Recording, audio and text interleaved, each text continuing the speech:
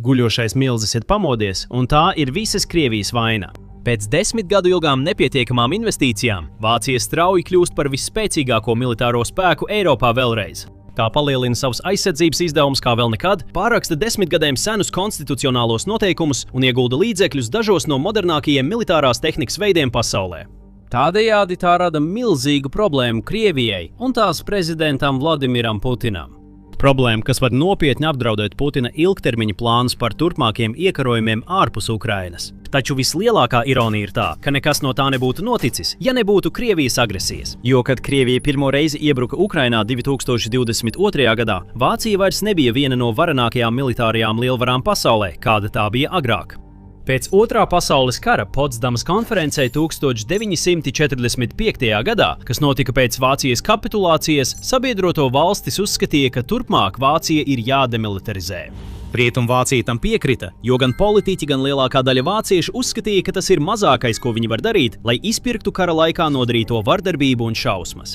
Wehrmachts, jeb Vācijas armija, tika izformēta. Miljoniem bijušo Wehrmacht karavīru tika izmantot piespiedu darbā visā Eiropā un Padomju Savienībā. Viņiem tika uzticēti tādi uzdevumi kā mīnu tīrīšana un rekonstrukcijas projekti. Milzīgs daudzums Vācijas militārās tehnikas tika vai nu iznīcināts vai konfiscēts, un Amerikas Savienotās valstis pārņēma militāro lēmumu pieņemšanu Vācijas vietā turpmākajos gados. Tad sākās augstais karš. Pieaugo spriedzei starp Padomju Savienību un Rietumu lielvalstīm, ASV un tās sabiedrotie atļāva Vācijas militārā spēka atjaunošanu, Bundesvēra izveidi, kas tika integrēts NATO un palika pastāvīgā ASV uzraudzībā. Augstā kara kulminācijas laikā Bundesvērā bija vairāk nekā 500 000 karavīru, padarot to par visai ievērojamu spēku. Taču, kad krita Berlīnes mūris un sabruka Padomju Savienība, Vācija, tāpat kā lielākā daļa pārējās Eiropas, atkal sāka samazināt savus bruņotos spēkus. Kopējais karavīru skaits ar katru gadu samazinājās, un līdz ar to samazinājās arī Vācijas armijas kopējais spēks un spējas. Situācija pat nonāca līdz tam, ka jauniesaucamie bija spiesti trenēties ar slotu kātiem, nevis šautenēm, jo vienkārši nebija pietiekami daudz ieroču visiem. Armija, kas kādreiz bija mēģinājusi valdīt pār visu pasauli, bija pārvērtusies par parodiju, un no turienes viss kļuva tikai sliktāk. Desmitgadē no 2007 līdz 2017 gadam, neskatoties uz to, ka Vācija bija visapdzīvotākā un bagātākā valsts Eiropā, tā aizsardzībai iztērēja tikai 1,2% no sava iekšzemes koproduktā. Liela daļa tās aprīkojuma tika atstāta krāt putekļus. Un vienā brīdī, 2018. gadā, tikai 4 no Vācijas gaisa spēku 128 Eurofighter Typhoon iznīcinātājiem tika atzīti par kaujas gataviem. Drošība bija tālu zemāk Vācijas prioritāšu sarakstā. Tai cilvēku un politiķu prātos tika pievērsta vien otršķirīga uzmanība, no kuriem daudzi uzskatīja, ka lielo karu un globālo konfliktu laiki ir pagājuši un beigušies.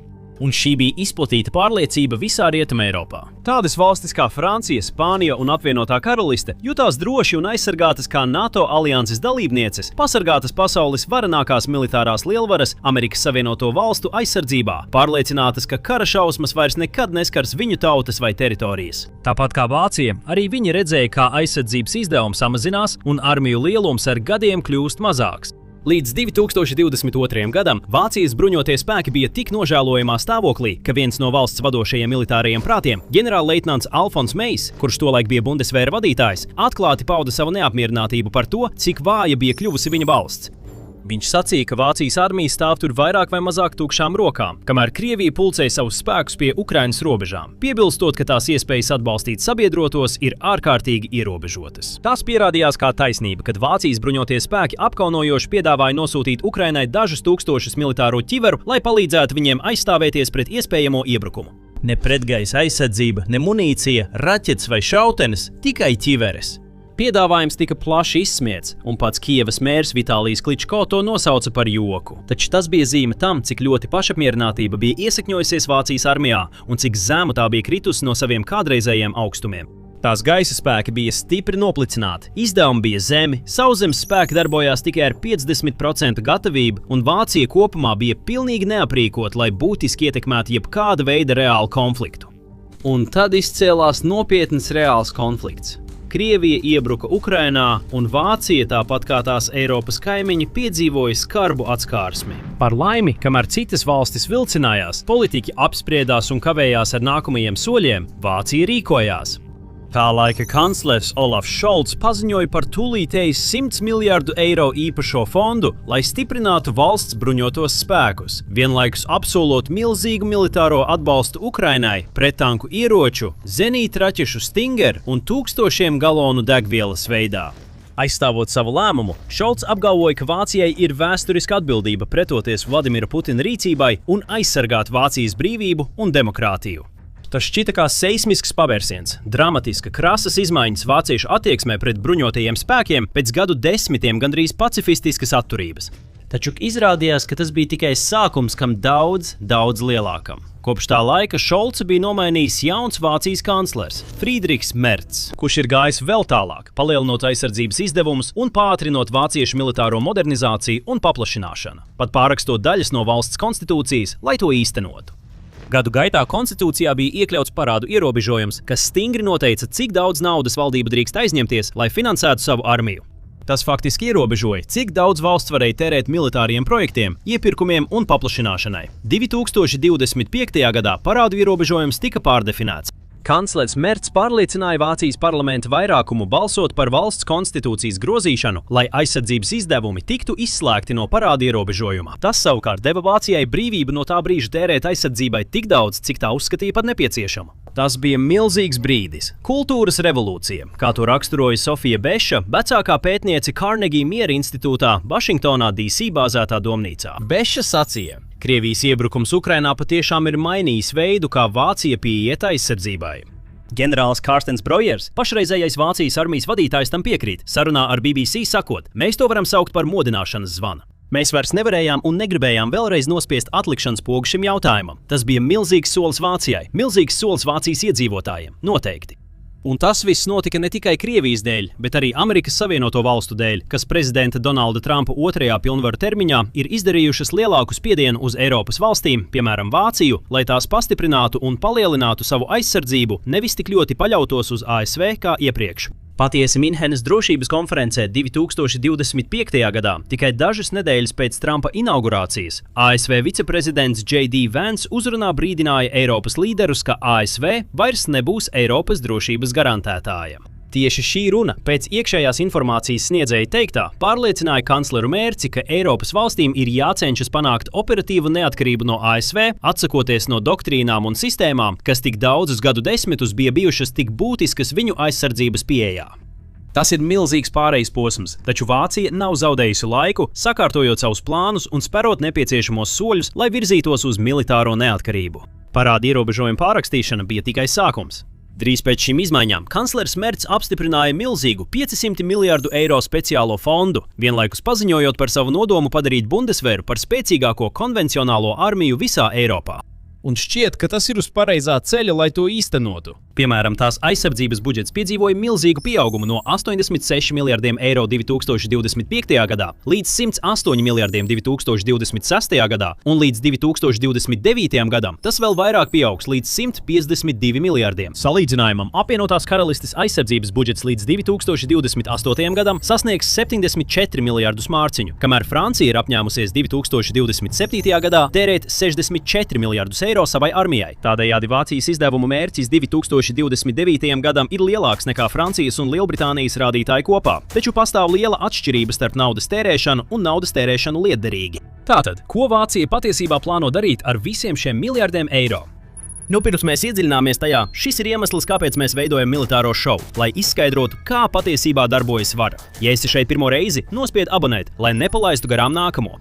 Vienmēr pastāv risks, kad valsts pēkšņi sāk tērēt milzīgas summas savai armijai, ka daļa no šīs naudas var tikt izšķērdēta, vai arī tie, kas pieņem lielos lēmumus, nav pietiekami pieredzējuši, vai viņiem nav pieejama pareizā informācija, lai pieņemtu gudrākos un izdevīgākos lēmumus. Par laimi, Berlīnē šķiet, ka tā nav. Vācijai ir laba reputācija ar savu efektīvo, organizēto attieksmi gandrīz pret visu, un mēs jau redzam šīs lietišķās pieejas priekšrocības tās iepirkumu plānā līdz šim. Piemēram, 2026. gadā Vācijas gaisa spēki saņems lielu modernizāciju, aizvietojot savus vecos novecojušos tornado iznīcinātājus ar dažiem no labākajiem iznīcinātājiem pasaulē – F-35. Tas ir nozīmīgs pavērsiens, jo valsts beidzot pāriet uz 5. paaudzes gaisa spēkiem, un F-35 ļaus Vācijai ieņemt daudz nozīmīgāku un ietekmīgāku lomu kodola atbaidīšanas jomā Eiropā un visā NATO aliansē, un Vācija ar to neapstājas. Tāpat Vācija uzņemas vadošo lomu kopīgā jaunā bezpilota iznīcinātāja izstrādē – Airbus Wingman. Pēc izstrādes pabeigšanas tas spēs veikt dažādas misijas, tostarp gaisa izlūkošanu, radara traucēšanu, gaisa kaujas un triecienus pa virszemes mērķiem. Vadīts ar mākslīgo intelektu, Wingman pavadīs Eiropas iznīcinātājus to operācijās, un tā ieviešana paredzēta 2030. gados, ja ne ātrāk. Uz zemes Vācija organizē vienu no lielākajiem ieroču līgumiem savā vēsturē – Armīnijus projektu. Šī projekta ietvaros Vācijas armijā tiks ieviesti līdz pat 3000 bokseru kaujas tanku un 2 no valsts lielākajiem aizsardzības uzņēmumiem – Rheinmetall un KNDS Deutschland tiks izmaksāti 40 miljārdi eiro. Ar ļoti modulāru un pielāgojamu konstrukciju bokseri var tikt konfigurēts gandrīz jebkura veida sauszemes misijām, gandrīz jebkurā vidē.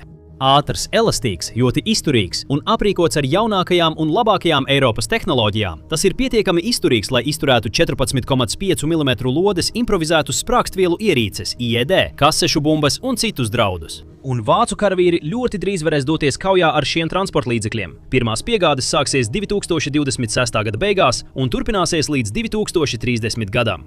Arī Vācijas pretgaisa aizsardzība ar katru dienu kļūst labāka. Jaunās zemes bāzētās sistēmas ir saņēmušas finansiālu atbalstu gan no Vācijas parastā budžeta, gan no kanclera Metza izziņotā 500 miljārdu īpašā fonda. Ir vērts atzīmēt, ka Berlīne ir apņēmusies līdz 2029. gadam katru gadu piešķirt Ukrainai vismaz 9 miljārdus eiro. Tā sniedz ievērojamu finansiālu un militāru atbalstu sabiedrotajiem, kas aktīvi karo ar Krieviju, vienlaikus paplašinot un modernizējot arī savus bruņotos spēkus. Šāda veida ambīcijas visticamāk būtu pārāk liels solis lielākajai daļai valstu, taču Vācija šķiet ar to vispār nav satraukta. Berlīne ir arī centusies atbrīvoties no daļas birokrātijas, kas parasti palēnina iepirkumus un aizkavē militārās inovācijas. Tās valdība pieņēma Bundesvēra plānošanas un iepirkumu pātrināšanas likumu, kas palīdzēs saīsināt termiņus, kas iepriekš padarīja Vācijas aizsardzības iepirkumus tik lēnu un nogurdinošu procesu. Taču spēcīgs militārais spēks balstās ne tikai uz tankiem, lidmašīnām un saprātīgām sistēmām, tam ir vajadzīgi arī cilvēki. Pēc ģenerāļa Brūvera teiktā, pašlaik Vācijas armijā dien 182 000 aktīvā dienesta karavīru. Tas ir vairākas reizes mazāks nekā Krievijas milzīgais spēks, kas sastāv no vairāk nekā 1 miljona karavīru. Vācijai nav plāna pietuvoties 1 miljonam karavīru. Taču Brūvers vēlas, lai personāla skaits pēc iespējas ātrāk pieaugtu, izvirzot optimistiskus mērķus – 20 000 jaunu karavīru līdz 2027. gadam un apmēram 60 000 nākamās 10 gades laikā. Vācija arī plāno papildināt savu aktīvā dienesta armiju ar aptuveni 200 000 rezervistu. Tādējādi valstī būs gandrīz 500 000 apmācītu militāru personu, uz kurām varēs paļauties nepieciešamības gadījumā. Lai sasniegtu šos mērķus, Brūvers ir uzsācis plašu vervēšanas kampaņu, kuras mērķis ir iedrošināt tūkstošiem jaunu darbspējīgu vīriešu pievienoties bruņotajiem spēkiem. Viņš arī neizslēdz iespēju ieviest obligāto militāro dienestu, ja vervēšanas plāns nenodrošinās pietiekamu karavīru skaitu. Tomēr pagaidām šķiet, ka vervēšana darbojas. 2026. gada februārī Vācijas bruņotajos spēkos pieteicās 16 100 vāciešu. Tas ir par 20% vairāk nekā 2025. gadā. No šiem pretendentiem 5300 oficiāli pievienojās armijai, kas ir par 14% vairāk nekā 2025. gadā. Un Vācija aktīvi izmanto savu personālu, izveidojot pastāvīgu militāro klātbūtni Baltijas reģionā ar veselu brigādi, 45. bruņoto brigādi, kas atrodas Lietuvā. Aptuveni 1200 karavīru ir dislocēti Lietuvā, un plānots, ka līdz 2027. gada beigām to skaits sasniegs līdz pat 5000. Tas nav tikai izrādīšanās pēc, tā ir spēcīga zīme Vācijas arvien pieaugošajai gatavībai karam, un pats Metz sacīja, šī brigāde nav politisks simbols, bet gan militārs ieguldījums atturēšanā un aizsardzībā. Vācija būvē arī kazarmas pie Baltkrievijas robežas, kuras vajadzētu pabeigt līdz 2027. gadam, nodrošinot dzīvesvietu līdz pat 3000 vācu karavīru. Un tas sūta skaidru vēstījumu Putinam, ka Vācija ir vairāk nekā gatava aizstāvēt savas robežas. Taču neskatoties uz visiem šiem uzlabojumiem, priekšā vēl ir izaicinājumi. Vācija nevar vienkārši vienā naktī izlabot gadu desmitiem ilgušo nepietiekamo ieguldījumu. Tā nevar pamāt ar burvju nūjiņu un uzreiz radīt pasaules līmeņa armiju. Vācijai joprojām ir jānovērš trūkumi, jāsasniedz mērķi un jāpārvar šķēršļi. Piemēram, Vācijai acīmredzami ir nepieciešams vairāk karavīru, un tai būs jāturpina pūles piesaistīt pēc iespējas vairāk cilvēku, pēc iespējas ātrāk, īpaši ņemot vērā pieaugošos draudus no Krievijas agresijas ar katru mēnesi. Tāpat Vācijai joprojām trūkst spēju tālās darbības triecienu jomā. Raķešu eksperts Fabians Hofmans atzīst, ka Vācijai ir dramatisks spēju trūkums attiecībā uz tālas darbības un dziļo triecienu raķešu spējas, un Berlīnei vienkārši ir jādara vairāk, lai šo problēmu risinātu. Par laimi, tā ir pasūtījusi 400 Tomahawks pārnotās raķetes, kas ir liels solis pareizajā virzienā. Taču būs nepieciešams vēl vairāk, lai sagatavotu valsti un kontinentu pilna mēroga kara draudiem ar Krieviju turpmākajos gados. Vācijai arī jānodrošina, ka tās militārās doktrīnas un lēmumu pieņemšanas struktūras tiek modernizētas atbilstoši tās bruņotajiem spēkiem. Tai jāspēj rīkoties ātrāk, reaģējot un atbildot uz draudiem bez liekas kavēšanās vai vilcināšanās, lai patiesi sagatavotos rītdienas kaujas laukiem. Patiesi nesen notikusi interesanta kara spēle uzsvēra ātras rīcības nozīmi mūsdienu karadarbībā. Kara spēle simulēja Krievijas uzbrukumu NATO aliansei, kur Kremlis izdomāja it kā humanitāru krīzi savā Kaļiņingradas anklāvā, izmantojot to kā iegānstu, lai izveidotu tranzīta koridoru starp anklāvu un Krievijas pamatdaļu. Pēc tam tā nosūta karaspēku un dažu dienu laikā pārņem kontroli pār lielu Lietuvas pilsētu, kamēr NATO spēki ir pārāk lēni, lai viņus apturētu. Kara spēlē Vācijas simulētā atbilde bija pārsvarā vilcināšanās un bažas par eskalāciju, kas deva Krieviem laiku un brīvību sasniegt savus mērķus. Ja šāda situācija kādreiz rastos reālajā pasaulē, Vācijai būs jāpieņem lēmumi daudz ātrāk, rīkojoties izlēmīgi un drosmīgi, lai aizstāvētu savus sabiedrotos. Arī tas būs nozīmīgs pārmaiņu posms Eiropas lielākajai ekonomikai. Paudzēm pēc Otrā pasaules kara Eiropas drošības pamats tika veidots ap ierobežotu, savaldītu Vāciju. Neviena no valsts kaimiņu valstīm nevēlējās redzēt Berlīni no jauna apbruņotu un atkal spējīgu iekarot citas valstis. Tāpēc viņi pieņēma amerikāņu uzraudzību un ļāva gan Vācijai, gan sev pašiem ar gadiem kļūt vājākiem. Tagad viss mainās. Amerikas aizsardzības vairogs pār Eiropu ir vismaz daļēji noņemts, piespiežot kontinenta lielākās un bagātākās valstis sākt pašām rūpēties par savu drošību. Un kā valstī ar lielāko aizsardzības budžetu no visām, Vācijai būs izšķiroša un vadoša loma kontinenta aizsardzības nākotnes veidošanā. Par laimi Eiropai un, diemžēl, Krievijai, kanclers Mets šķiet patiešām gatavs uzņemties atbildību. Vācija veic visas pareizās darbības, vervē karavīrus, tērē vairāk naudas, iegulda pareizajā aprīkojumā un pat izveido pastāvīgu klātbūtni sabiedroto teritorijā. Lēnām, bet noteikti Berlīna atbrīvojas no ierobežojumu važām, kas tik ilgi ierobežoja tās bruņotos spēkus. Vācu zvērs tiek atbrīvots, un pat Krievijai būs grūti to savaldīt. Apvienotā karaliste pāriet uz kara gatavību, un iemesls tam ir Krievija. Tas vairs nav tikai par karavīriem vai ieročiem. Runa ir par visas valsts sagatavošanu konfliktam. Aizkulisēs tiek atjaunots augstā kara laikmeta plāns, pielāgots mūsdienu karam un izstrādāts tā, lai apvienotā karaliste spētu darboties ilgstoša uzbrukuma apstākļos. Tas aptver visu – infrastruktūru, piegādes ķēdi, civiliedzīvotāju reakciju un to, kā valsts darbojas, kad parastie noteikumi vairs nav spēkā. Visa centrā ir dokuments, par kuru lielākā daļa cilvēku nekad nav dzirdējuši – valdības kara grāmata. Šis visaptverošais dokuments precīzi nosaka, kā apvienotā karaliste rīkosies jaunā karā pret Krieviju. Taču tas nav paredzēts tikai valsts bruņotajiem spēkiem. Tā ir stratēģija, kā veidot noturību visā sabiedrībā. Tātad apskatīsim, par ko īsti ir šis slepenais plāns un kā tas iekļaujas pieaugošajās gatavošanās aktivitātēs karam pret Krieviju. Par valdības kara grāmatas atjaunošanu paziņoja apvienotās karalistes aizsardzības vadītājs, gaisa spēku virsmaršals Sevs Ričards Naitons Londonas aizsardzības konferencē 2026. gada aprīlī. Atbildot uz intervijā uzdoto jautājumu, vai apvienotā karaliste atjauno veco valdības kara grāmatu, viņš sacīja: "Es domāju, ka tā ir." Viņš arī aprakstīja, kā tas izskatītos. NATO pārēja uz konfliktu raksturo kā procesu ar militāru komponenti, taču tai ir arī civilā sastāvdaļa, sacīja aizsardzības vadītājs. Civiliem iedzīvotājiem, viņš sacīja, ir jāapzinās, ka relatīvais miers, ko apvienotā karaliste ir baudījusi pēdējos 30 gados, ir arvien lielākā apdraudējumā.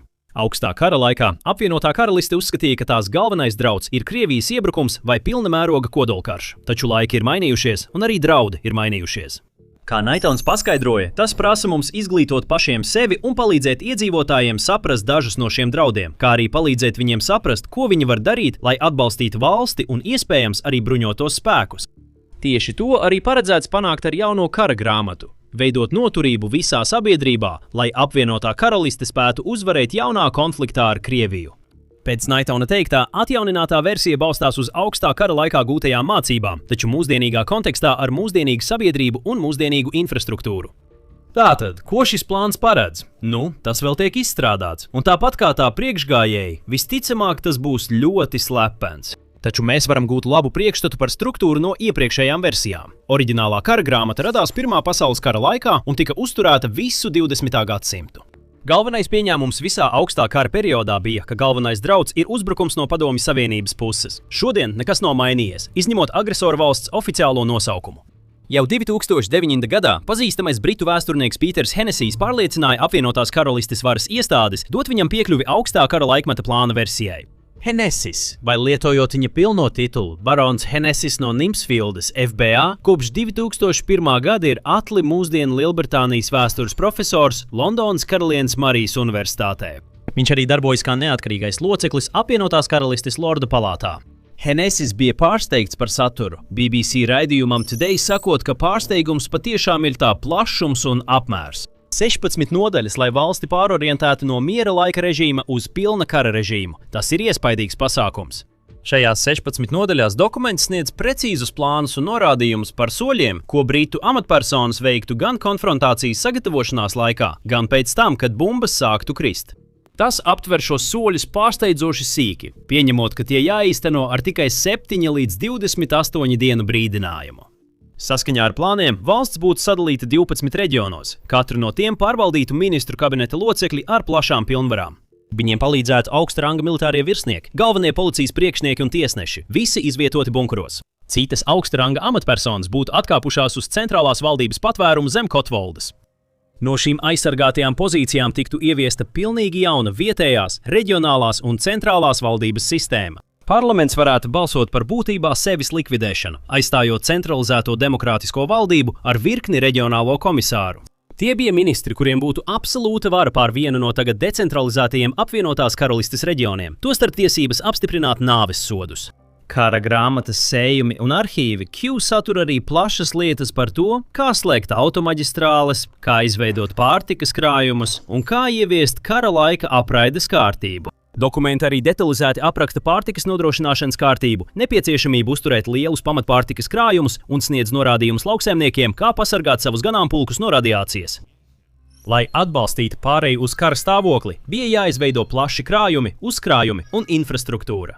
Tas ietvēra ārkārtas pārtikas nodrošināšanas aprīkojumu izdzīvojušiem, tostarp pamatpārtikas krājumus, kas tika glabāti 65 rezervi noliktavās visā valstī. Lielākā daļa sabiedrisko pakalpojumu uzņēmumu uzturēja kara krājumus.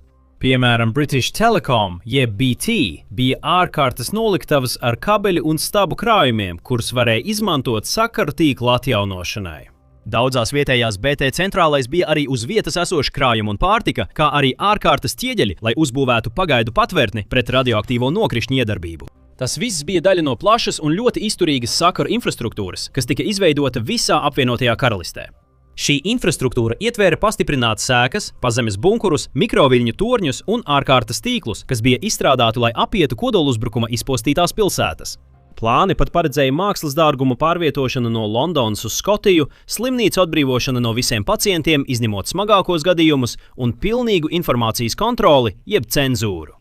Patiesi kā atceras bijušais valsts ierēdnis Sers Deivids Omens, kurš bija iesaistīts plānošanā. Mana mīļākā pasākums, tā kas vienmēr izraisīja daudz diskusiju, bija cenzūras ieviešana privātajai sarakstei. Varat iedomāties, ka tas bija kaut kas, kam ministri piekristu tikai pašās beigās, ka būtu skaidrs, ka karš ir neizbēgams.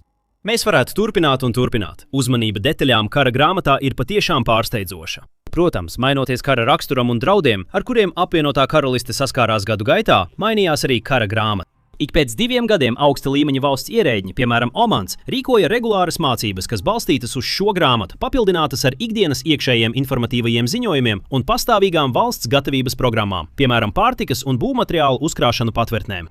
Process, kurā balstoties uz kara grāmatu, tika uzturēti, pilnveidoti un ieviesti atbilstoši pasākumi, turpinājās gadu desmitiem. Kara grāmatā ietvertie pasākumi kļuva par ikdienas britu dzīves sastāvdaļu.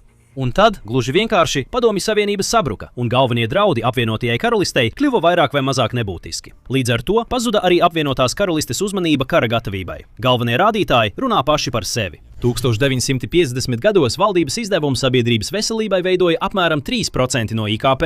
Līdz 2020. gadam tie bija apmēram 12%. Savukārt aizsardzības izdevumi samazinājās no gandrīz 8% no IKP 50. gadu vidū līdz aptuveni 2,3% mūsdienās. Rezultāts? No militārā viedokļa, vietojot formulējumu, ko radīja pašreizējais Lielbritānijas aizsardzības ministrs Džons Hīlijs un viņa priekštecis Bens Voles. Lielbritānijas bruņotie spēki gadu desmitiem ilgas nepietiekamas finansēšanas dēļ ir kļuvuši vāji un iztukšoti.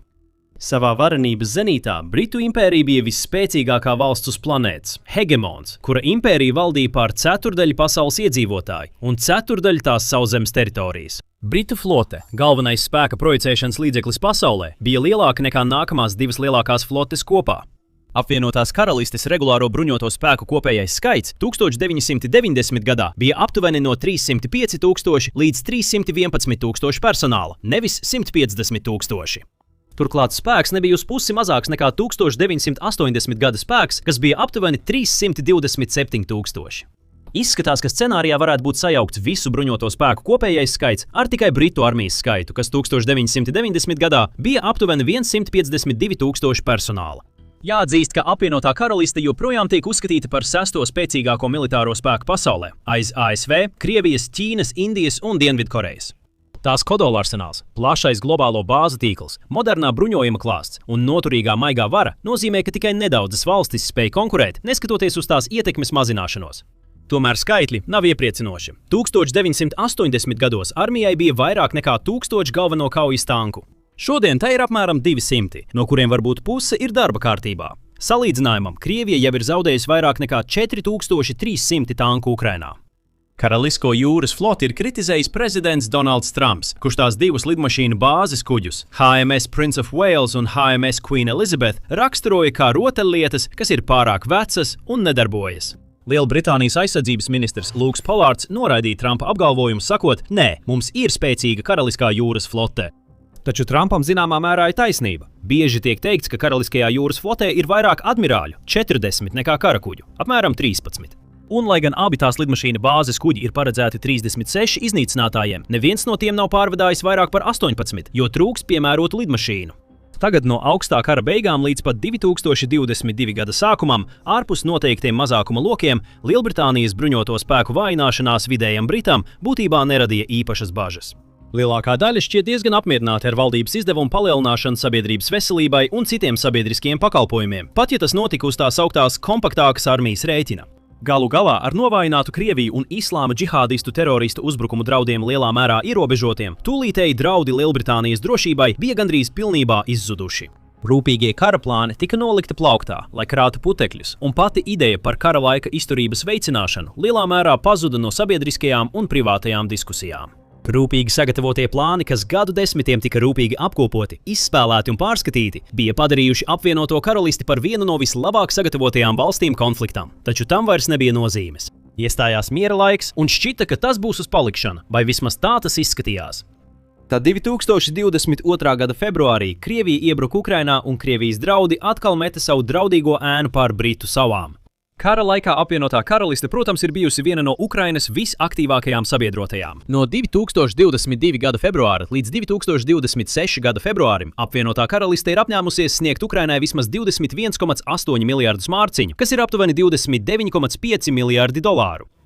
Gandrīz 60% no šīs summas, 17,6 miljardi dolāru, ir tiešais militārais atbalsts, un vēl 4,06 miljardi dolāru gadā ir solīti līdz 2030-31 gadam, vai tik ilgi, cik būs nepieciešams. Apvienotā karaliste ir apmācījusi vairāk nekā 62 000 Ukrainas karavīru apvienotajā karalistē operācijas Interflex ietvaros. 2025. gada jūnijā tika parakstīta nozīmīga vienošanās par kaujas tehnoloģiju apmaiņu, un drona ražošana Ukrainai, sadarbojoties Ukrainas un Lielbritānijas uzņēmumiem, pieaug.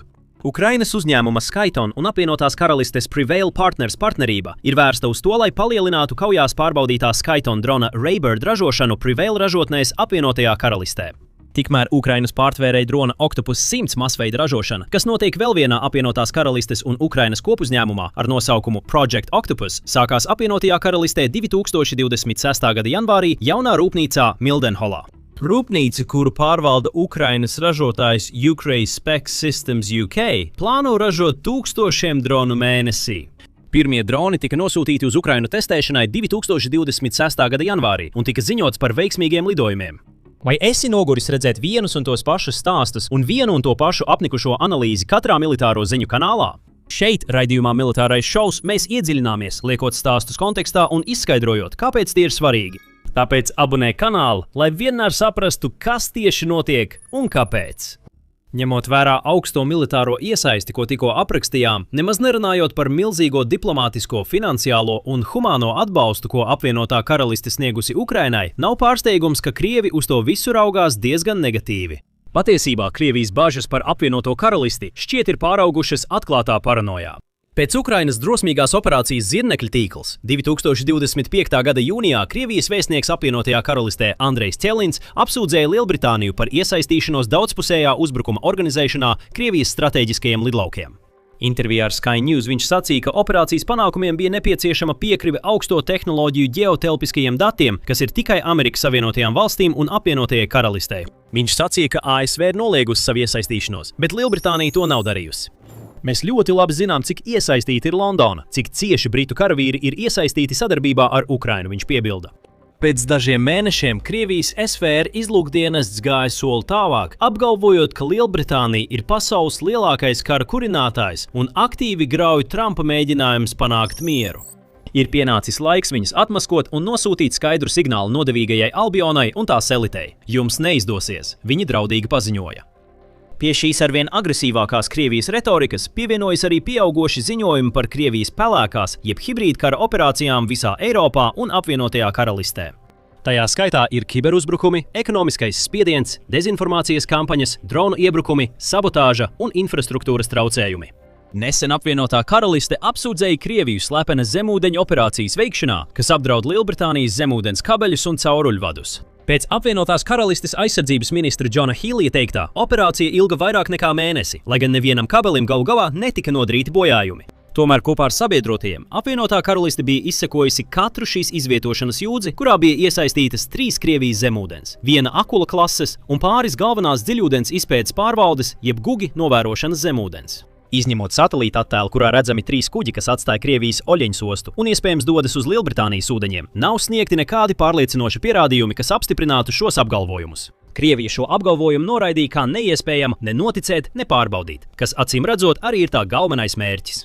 Apskatot šo gadījumu atsevišķi, viņiem varētu būt taisnība, taču tas nav viens atsevišķs incidents. Potenciāls vai reālas Krievijas sabotāžas kritiskajai infrastruktūrai, kiberuzbrukumi, dronu iekļūšanas un līdzīgas hibrīdkara provokācijas noteikti šķiet pieaugošas. Tāpēc jūs varat saprast, kāpēc arvien vairāk Eiropas un Lielbritānijas amatpersonu ir pārliecinājušies, ka tiklīdz Krievija būs beigusi karot Ukrainā, tā vērš savus agresīvos nodomus pret NATO. Un brīdinājumi ir kļuvuši arvien biežāki un skarbāki karam Ukrainā attīstoties. Piemēram, ģenerālis Sers Rowlijs Vokers, Lielbritānijas armijas ģenerālštāba priekšnieks, 2025. gada maijā brīdināja, ka draudi NATO ir reāli un uzsvēra, ka laika sagatavoties nākotnes Krievijas agresijai ir maz. Nesen ieceltais Lielbritānijas izlūkdienesta MI6 vadītājs Blaise Metroveli savā pirmajā publiskajā uzrunā 2025. gada decembrī raksturoja Krieviju kā agresīvu, ekspansionistisku un revizionistisku, apgalvojot, ka Putins cenšas pakļaut Ukrainu un traucēt NATO. Pats Naitins 2025. gada decembrī paziņoja, ka situācija ir bīstamāka nekā jebkad viņa karjeras laikā. Viņš aicināja uz visas sabiedrības iesaisti aizsardzībā, ņemot vērā pieaugošo nenoteiktību un draudus, uzsverot, ka palielinās iespējamība, ka Krievija varētu iebrukt kādā NATO valstī. Tagad kara laika rīcības plāna atjaunošana šo aicinājumu pārvērš realitātē. Apvienotā karaliste jau ir veikusi būtiskus soļus, lai pārveidotu savus bruņotos spēkus. Un pēc iespējas ātrāk atjaunot to gatavību karam. Aizsardzības izdevumi pieaug. Sera Kīra Stārmera valdība ir apņēmusies palielināt izdevumus līdz 2,7% no IKP līdz 2027. gadam, kas kopumā ir aptuveni 270 miljārdi mārciņu, jeb 365 miljārdi dolāru. Tam sekos palielinājums līdz 3% nākamajā parlamentā un līdz 3,5% līdz 2035. gadam. Ir atklāta jauna valsts aizsardzības stratēģija, kurā Krievija izcelta kā apvienotās karalistes galvenais drauds, un daudz ar nepacietību gaida svarīgo 10 gadu aizsardzības investīciju plānu. Militārajā jomā lietas attīstās strauji, taču ne tikai militārie spēki ir jāgatavo karam. Karš ietekmē visu valsti, valdību, uzņēmumus un parastos cilvēkus. Un ja apvienotās karalistes militārie spēki pēc pašu atzīšanās šobrīd nav gatavi karam, tad Lielbritānijas sabiedrība ir vēl mazāk sagatavota, tāpēc jaunā kara grāmata ir tik nozīmīgs solis. Tā norāda uz būtiskām izmaiņām nostājā, no aizsardzības uz noturību. Šai atšķirībai ir tālajošas sekas. Aizsardzība nozīmē mēģināt apturēt draudus, savukārt noturība pieņem, ka daļa draudu tomēr sasniegs mērķi un koncentrējas uz to pārvarēšanu un atgūšanos pēc tiem. Augstā kara laikmeta kara grāmatās tika apskatīti divi galvenie draudi – kodolkarš un faktiska Krievijas spēku iebrukšana apvienotajā karalistē. Pasākumi noturības uzlabošanai tādējādi tika balstīti uz šiem draudiem. Mūsdienu kara grāmatai ir jāspēj pretoties pilnīgi jaunam draudu spektram, sākot no kiberkara un pārrautiem zemūdens sakaru kabeļiem līdz uzbrukumiem ar tālas darbības dronu un raķešu spietiem. Pēc Naitona teiktā, kritiski svarīgas valsts infrastruktūras, piemēram, elektrostaciju un ūdensapgādes, aizsardzība būs jaunās pieejas centrālais elements. Kad mēs domājam par mūsu ūdensapgādes, elektroenerģijas vai transporta infrastruktūras atjaunošanu, mums jāņem vērā pretinieka darbību draudi, kas pārsniedz kara slieksni, ne tikai hibrīd draudi, sacīja Naitons. Tas prasa mums izglītot pašiem sevi un palīdzēt iedzīvotājiem saprast dažus no šiem draudiem, kā arī palīdzēt viņiem saprast, ko viņi var darīt, lai atbalstītu valsti un iespējams arī bruņotos spēkus, piebilda Naitons. Taču iespējams visnozīmīgākais ir viņa izteikums, ka noturības veidošanas process prasa pieņemt dažādas izvēles un noteikt citas prioritātes. Šis paziņojums liecina, ka noturība varētu nozīmēt būtiskas izmaiņas dzīvē apvienotajā karalistē, tostarp tādas, kuras daudziem varētu būt grūti pieņemt. Vēl jānoskaidro, vai jaunā kara grāmata ir tikpat visaptveroša kā tās priekšgājējas. Iespējams, mākslīgais intelekts un citas mūsdienu tehnoloģijas varētu vienkāršot procesu, kas pēc visiem spriežot bija laikietilpīgs un dārgs. Papildus kritiskās infrastruktūras aizsardzības stiprināšanai, jaunais plāns visticamāk paredzēs arī vietējās ražošanas jaudu palielināšanu, īpaši aizsardzības un enerģētikas jomā. Tāpat kā iepriekšējās kara grāmatas versijās, būs nepieciešama daudz ciešāka koordinācija starp nozaru un valdību. Vēl strīdīgāk ir tas, ka rezerves un mobilizācijas sistēmas gandrīz noteikti būs jāpārskata. Var tikt apsvērta obligātā karaklausība, un iespējams pats svarīgākais būs nepieciešamas plašas sabiedrības informēšanas kampaņas par valsts drošības riskiem. Līdz ar to var sagaidīt arī pieaugošu informācijas kontroli un cenzūru. Kā pašlaik atklāja Krievija, kur sabiedrībā valda milzīgs sašutums par Maskavas lēmumu bloķēt ziņu apmaiņas lietotni Telegram, pat kara laikā šādi pasākumi parasti netiek labi uztverti. Taču iespējams vissvarīgākās pārmaiņas ir psiholoģiskas. Atjaunojot kara grāmatu, apvienotā karaliste ne tikai gatavojas karam. Daudzējādā ziņā tā no jauna definē, ko drošība nozīmē 21. gadsimtā. Protams, apvienotā karaliste nebūtu nav vienīgā, kas pielāgojas jaunajai daudzslāņainajai globālo draudu videi.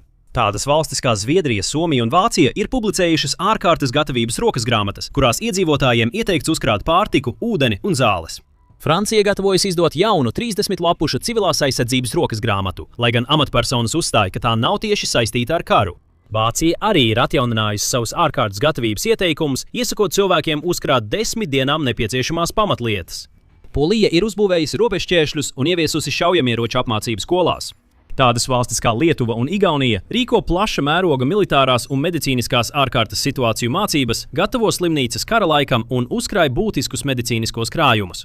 Lai gan šķiet, ka tikai nedaudzas valstis ir gājušas tik tālu kā apvienotā karaliste ar savu kara grāmatu, pārējo uz jaunu aizsardzības nostājas modeli visā Eiropā ir acīm redzama. Šajā jaunajā modelī karš nav notikums, bet gan stāvoklis.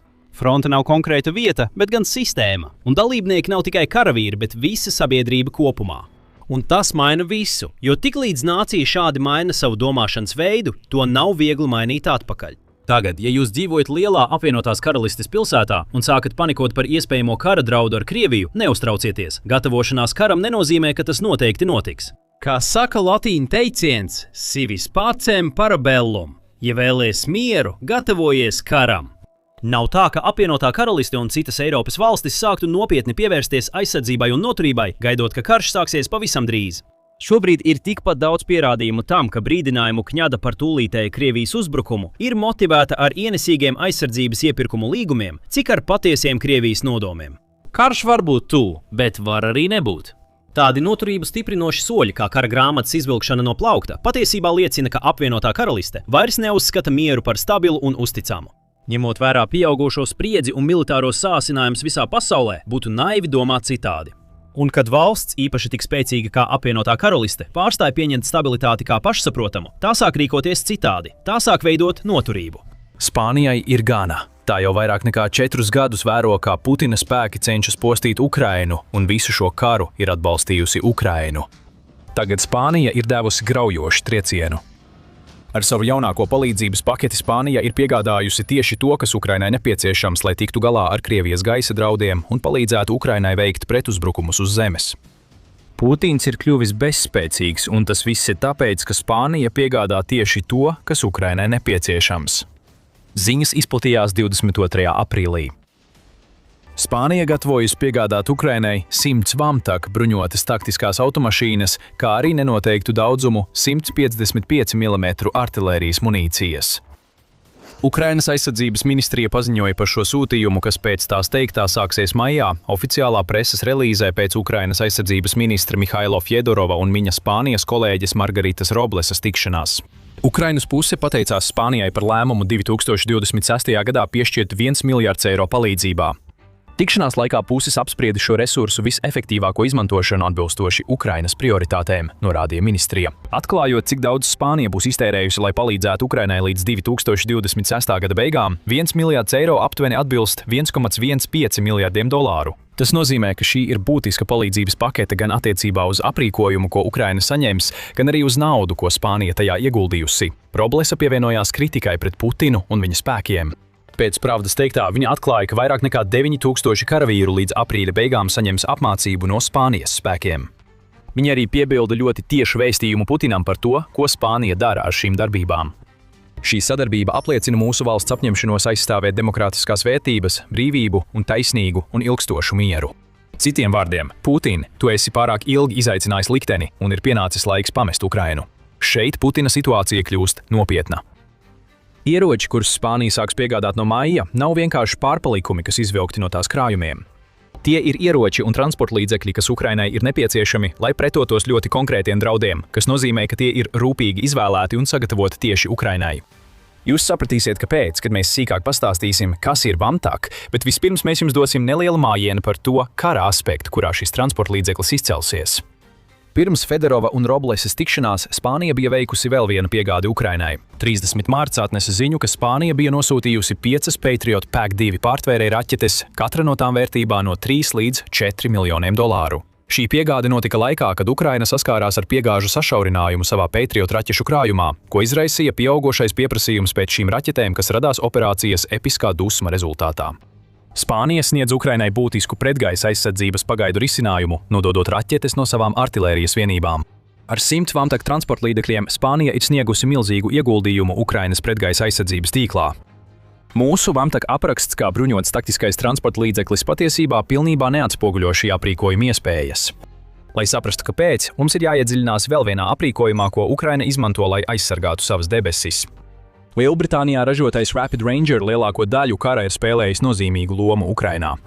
Šī platforma, kas ir mobila, automatizēta un paredzēta, lai iznīcinātu gaisa draudus, piemēram, dronus, ļoti tuvā attālumā, nodrošina pilnu 360 grādu situācijas pārskatu, neatkarīgi no tā, kur tā tiek izvietota.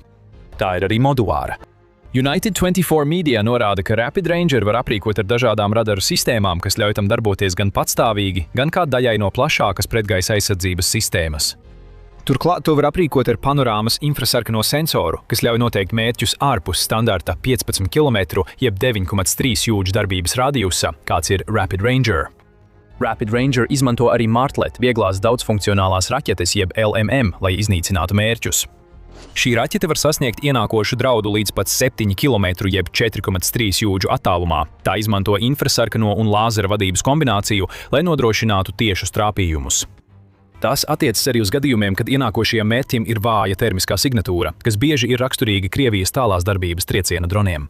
Ukrainai ir daudz šo raķešu. Tā saņēma simtiem no tām gandrīz pusgadu pirms grafika, jau oktobrī, un visticamāk tuvākajos mēnešos saņems vēl simtiem no apvienotās karalistes.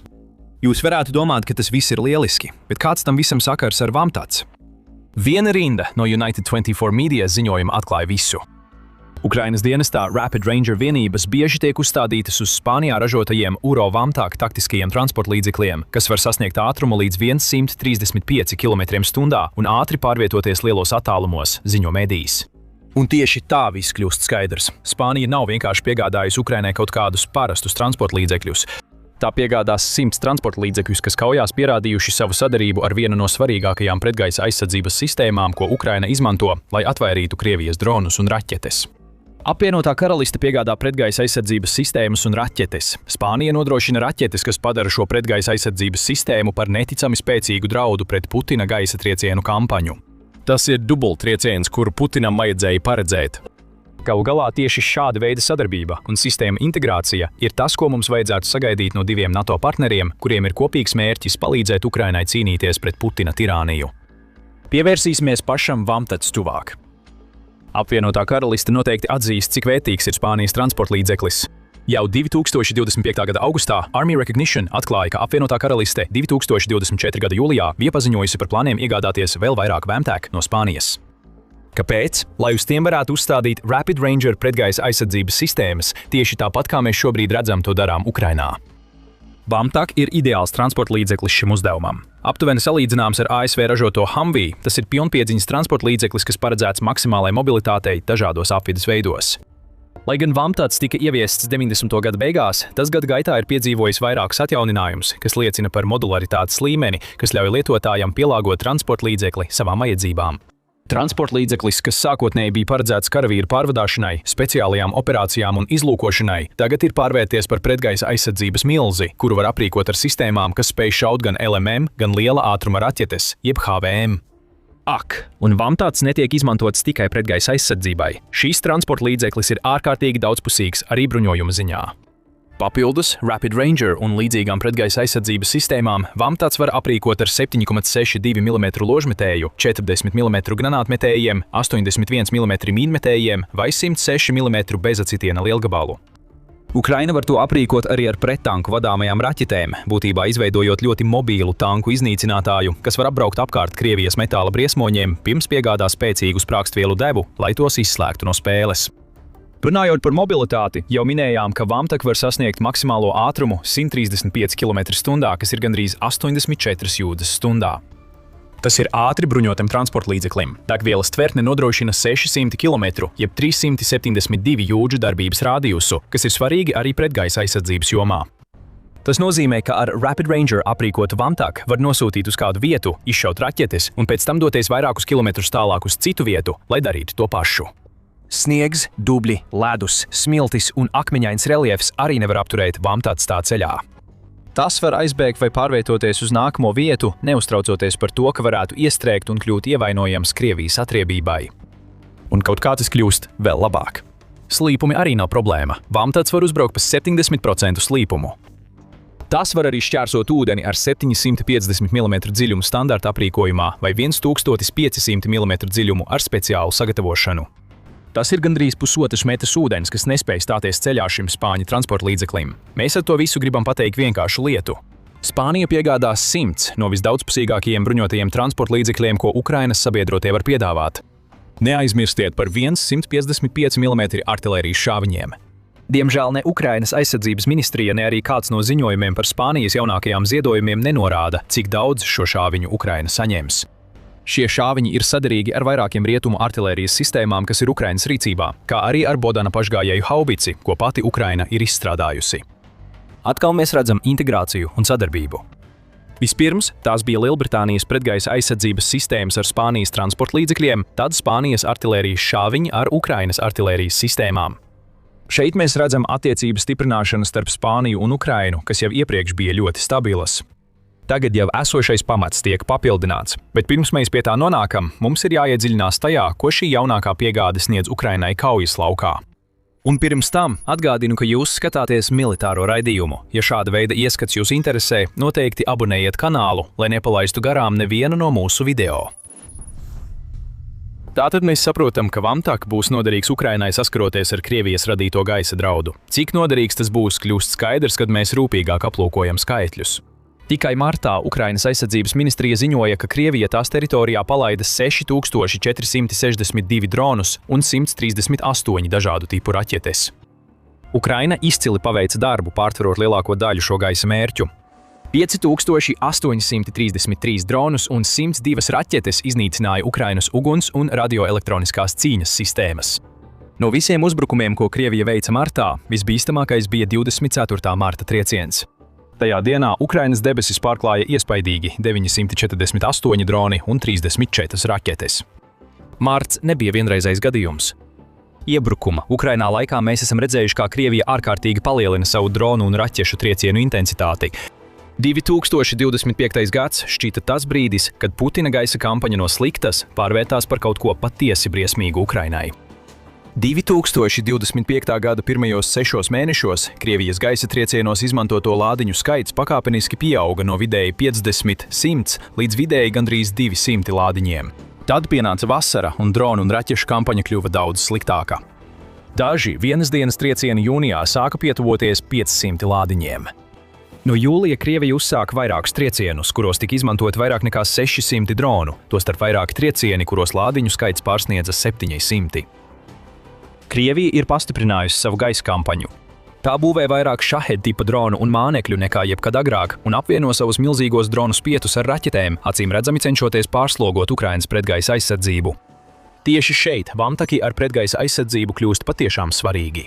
Šo transporta līdzekļu sniegtā mobilitātes un ugunsspēka kombinācija ļauj Ukrainai stiprināt savu pretgaisa aizsardzības tīklu, laikā, kad Putins šķiet paļaujas uz aviācijas triecieniem, lai vājinātu Ukrainas aizmuguri, lai Krievija varētu izmantot kaujas laukā nodarītos postījumus.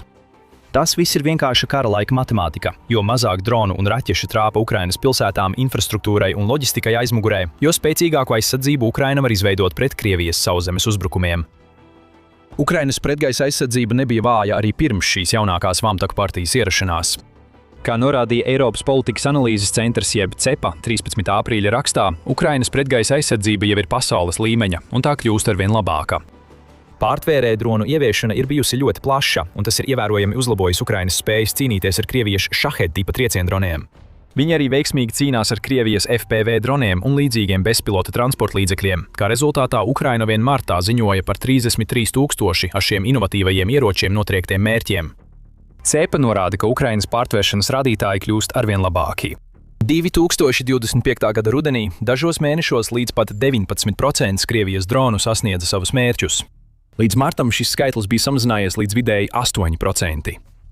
Un Ukrainai ir mērķis apturēt vismaz 95% Krievijas dronu un raķešu, izveidojot daudzslāņu pretgaisa aizsardzības sistēmu. Vamtak, kas aprīkots ar Rapid Ranger pretgaisa aizsardzības sistēmu, lieliski iekļaujas daudzslāņu pieejā. Tā ir tuvās darbības pretdronu sistēma, kas spēj iznīcināt Krievijas dronus, kuriem izdodas izvairīties no pārtvērējiem un citām Ukrainas aizsardzības sistēmām. Viss ir atkarīgs no tā, lai Ukrainai būtu pēc iespējas vairāk iespēju. Un, protams, fakts, ka Ukraina var aprīkot savus 100 jaunos Vamtats ar veselu virkni citu ieroču, kas padara tos noderīgus sauszemes operācijām, paver visdažādākās iespējas, kas sniedzas tālāk par vienkāršu aizsardzību. Runājot par sauszemes operācijām, tieši tur spēlē lomu artilērijas lādiņi, ko Ukraina saņem no Spānijas. Šī munīcija palīdz Ukrainai divējādi. Tā stiprina tās aizsardzības stratēģiju, kas balstīta uz iznīcināšanas zonām un palīdz veikt pretuzbrukumu. Šajā pašā kanālā daudz ir runāts par Ukrainas iznīcināšanas zonām.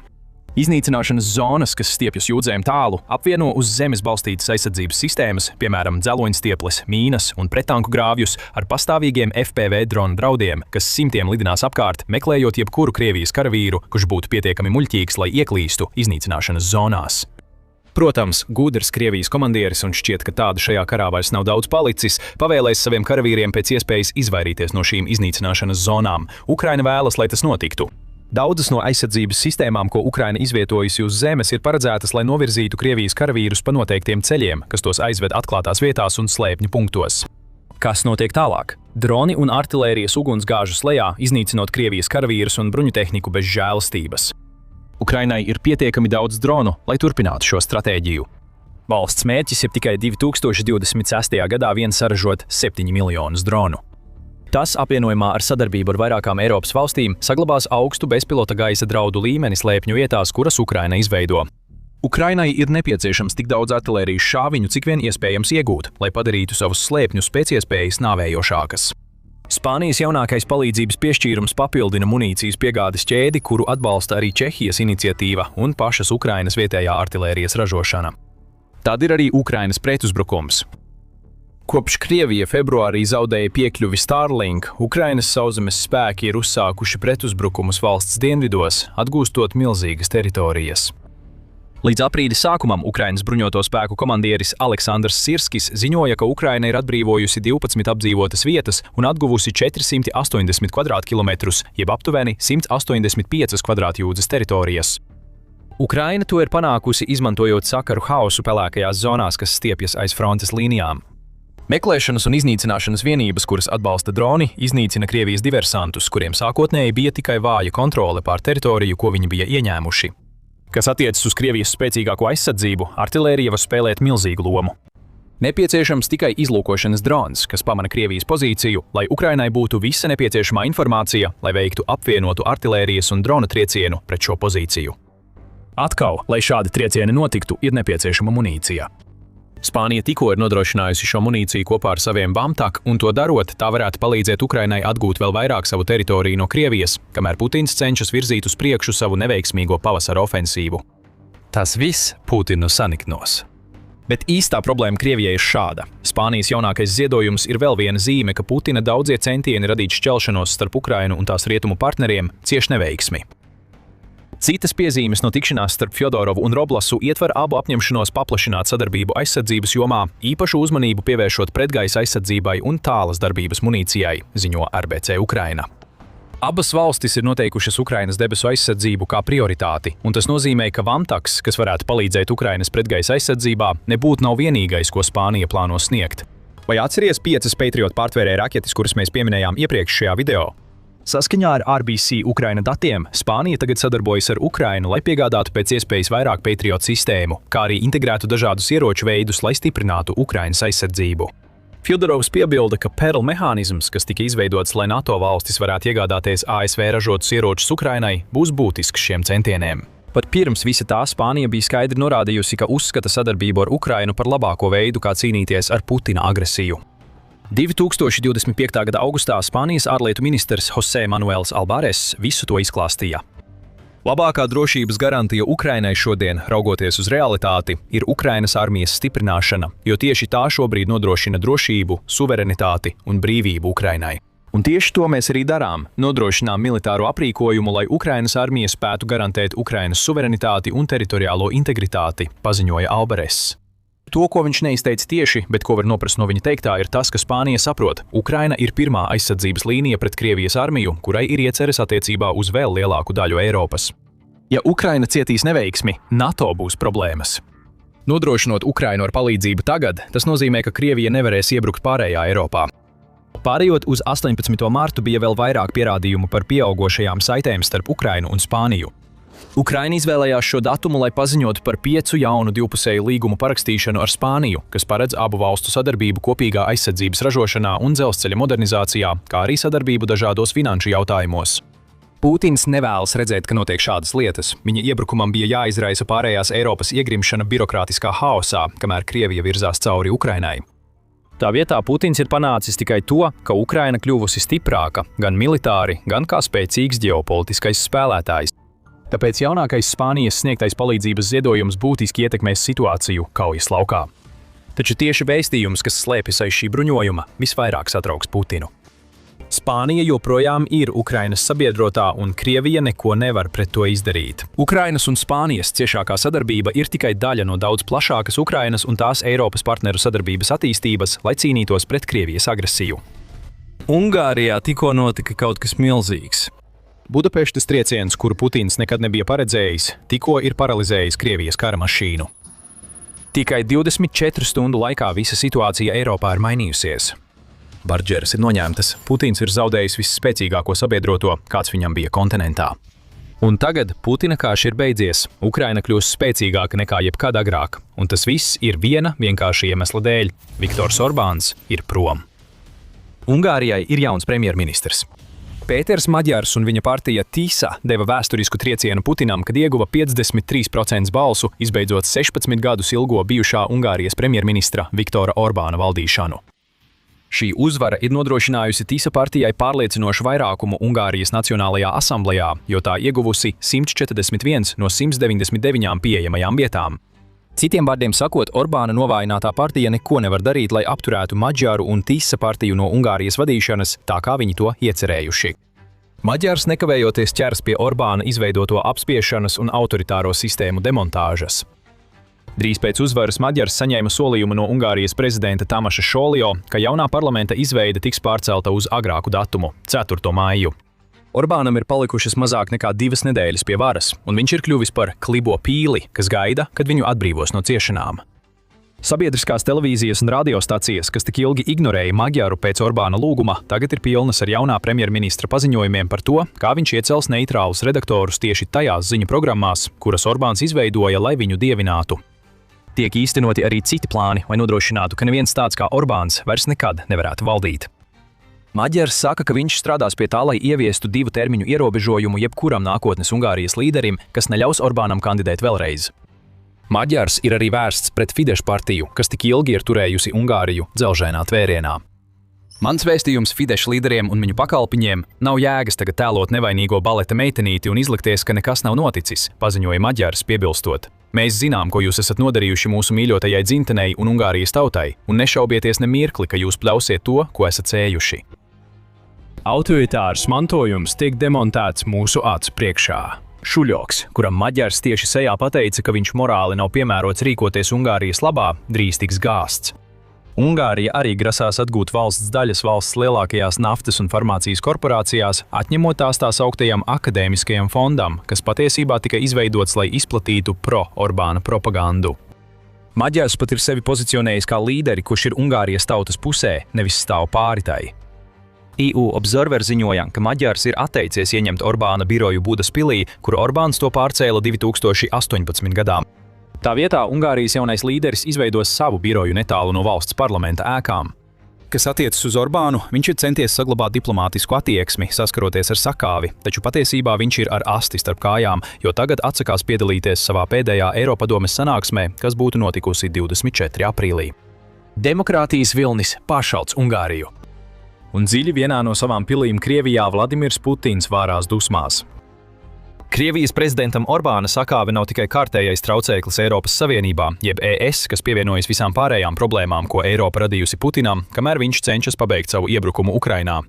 Tā ir katastrofa vairākos līmeņos, kas var novest pie tā, ka Krievija zaudē karu ar Ukrainu, jo liels šķērslis ir ticis novākts no ceļa. Pašā Ukrainā Orbāna zaudējums rada Putinam tik milzīgu problēmu, ka viņš iespējams nespēs to pārvarēt. Taču aiz šīs problēmas, par kuru drīz runāsim, slēpjas pats tiešākais jautājums, ko Ungārijas kolektīvais lēmums ir radījis Putinam. Ir zaudēts būtisks sabiedrotais. Varbūt vienīgais īstais un ietekmīgais sabiedrotais, kas Putinam bija Eiropas Savienībā. Kopš Putins uzsāka savu iebrukumu Ukrainā, viņš varēja paļauties uz Ungāriju Orbāna vadībā, lai kavētu jebkuru Eiropas Savienības lēmumu, kas varētu nākt par labu Ukrainai. Putinam Orbāns bija simbolisks piemērs tam, kādu ieteikmi Krievija var īstenot tālu aiz savām robežām. Pašai Ungārijai, runājot militārā ziņā, nekad nebija lēmts kļūt par īpaši nozīmīgu sabiedroto Putinam. Tā ir maza valsts, kuras iedzīvotāju skaits ir mazāks nekā Maskavā dzīvojošo cilvēku skaits. Ungārijas bruņotajos spēkos ir tikai 41 600 karavīru, kas ir tik zems skaits, ka tas bīstami tuvojas vairāk nekā 35 000 karavīru, ko Krievija zaudēja Ukrainā tikai marta mēnesī. Kā militārs spēks Ungārijai Putina acīs nebija nekādas reālas vērtības, Krievijas līdera neveiksmīgā stratēģija būtu iznīcinājusi jebkuru Ungārijas nosūtīto karavīru dažu dienu laikā. Taču Putinam nekad nebija runa par militāro spēku. Ungārija bija ļoti nozīmīga, jo Orbāns pārstāvēja skaļāko balsi Eiropas Savienībā, kas konsekventi nostājās Krievijas līdera pusē. Putins ir izmantojis Orbānu kā marioneti gandrīz tikpat ilgi, cik Ungārijas aizejošais premjerministrs bija pie varas.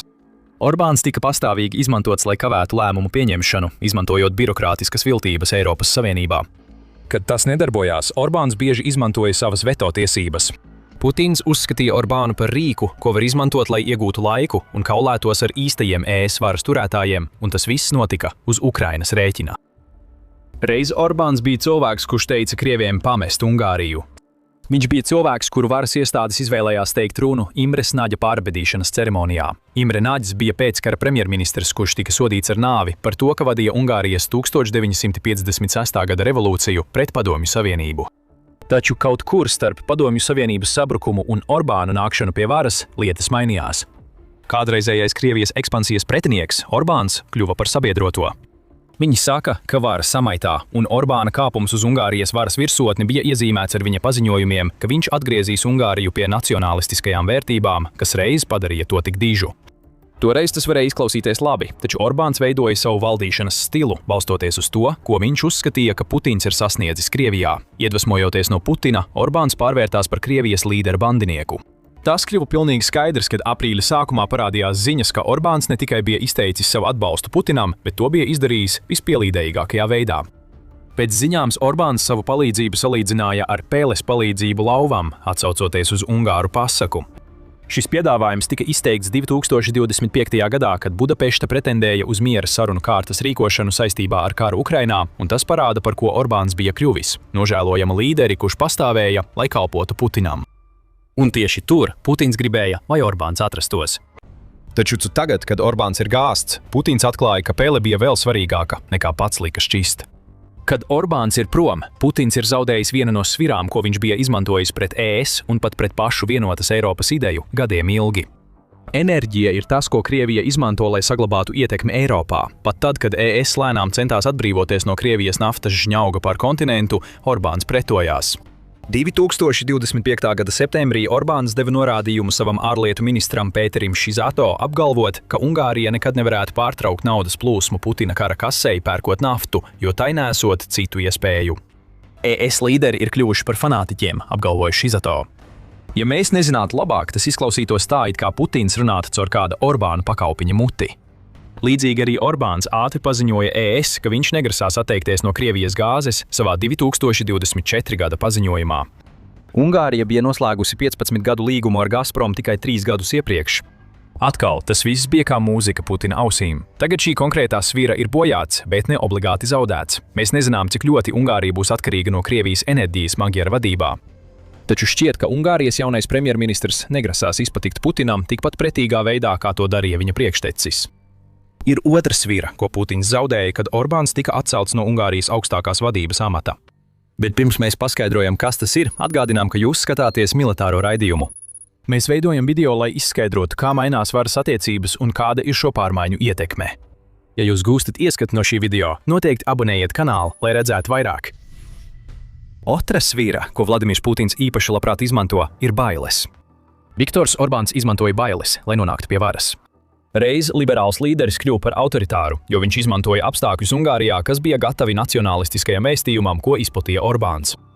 Kad Orbāns 2010. gadā kandidēja uz otro termiņu premjerministra amatā, 8 gadus pēc pirmā termiņa beigām, kura laikā viņš virzīja Ungāriju uz ES un NATO dalību, viņam cilvēkiem bija pavisam cits vēstījums.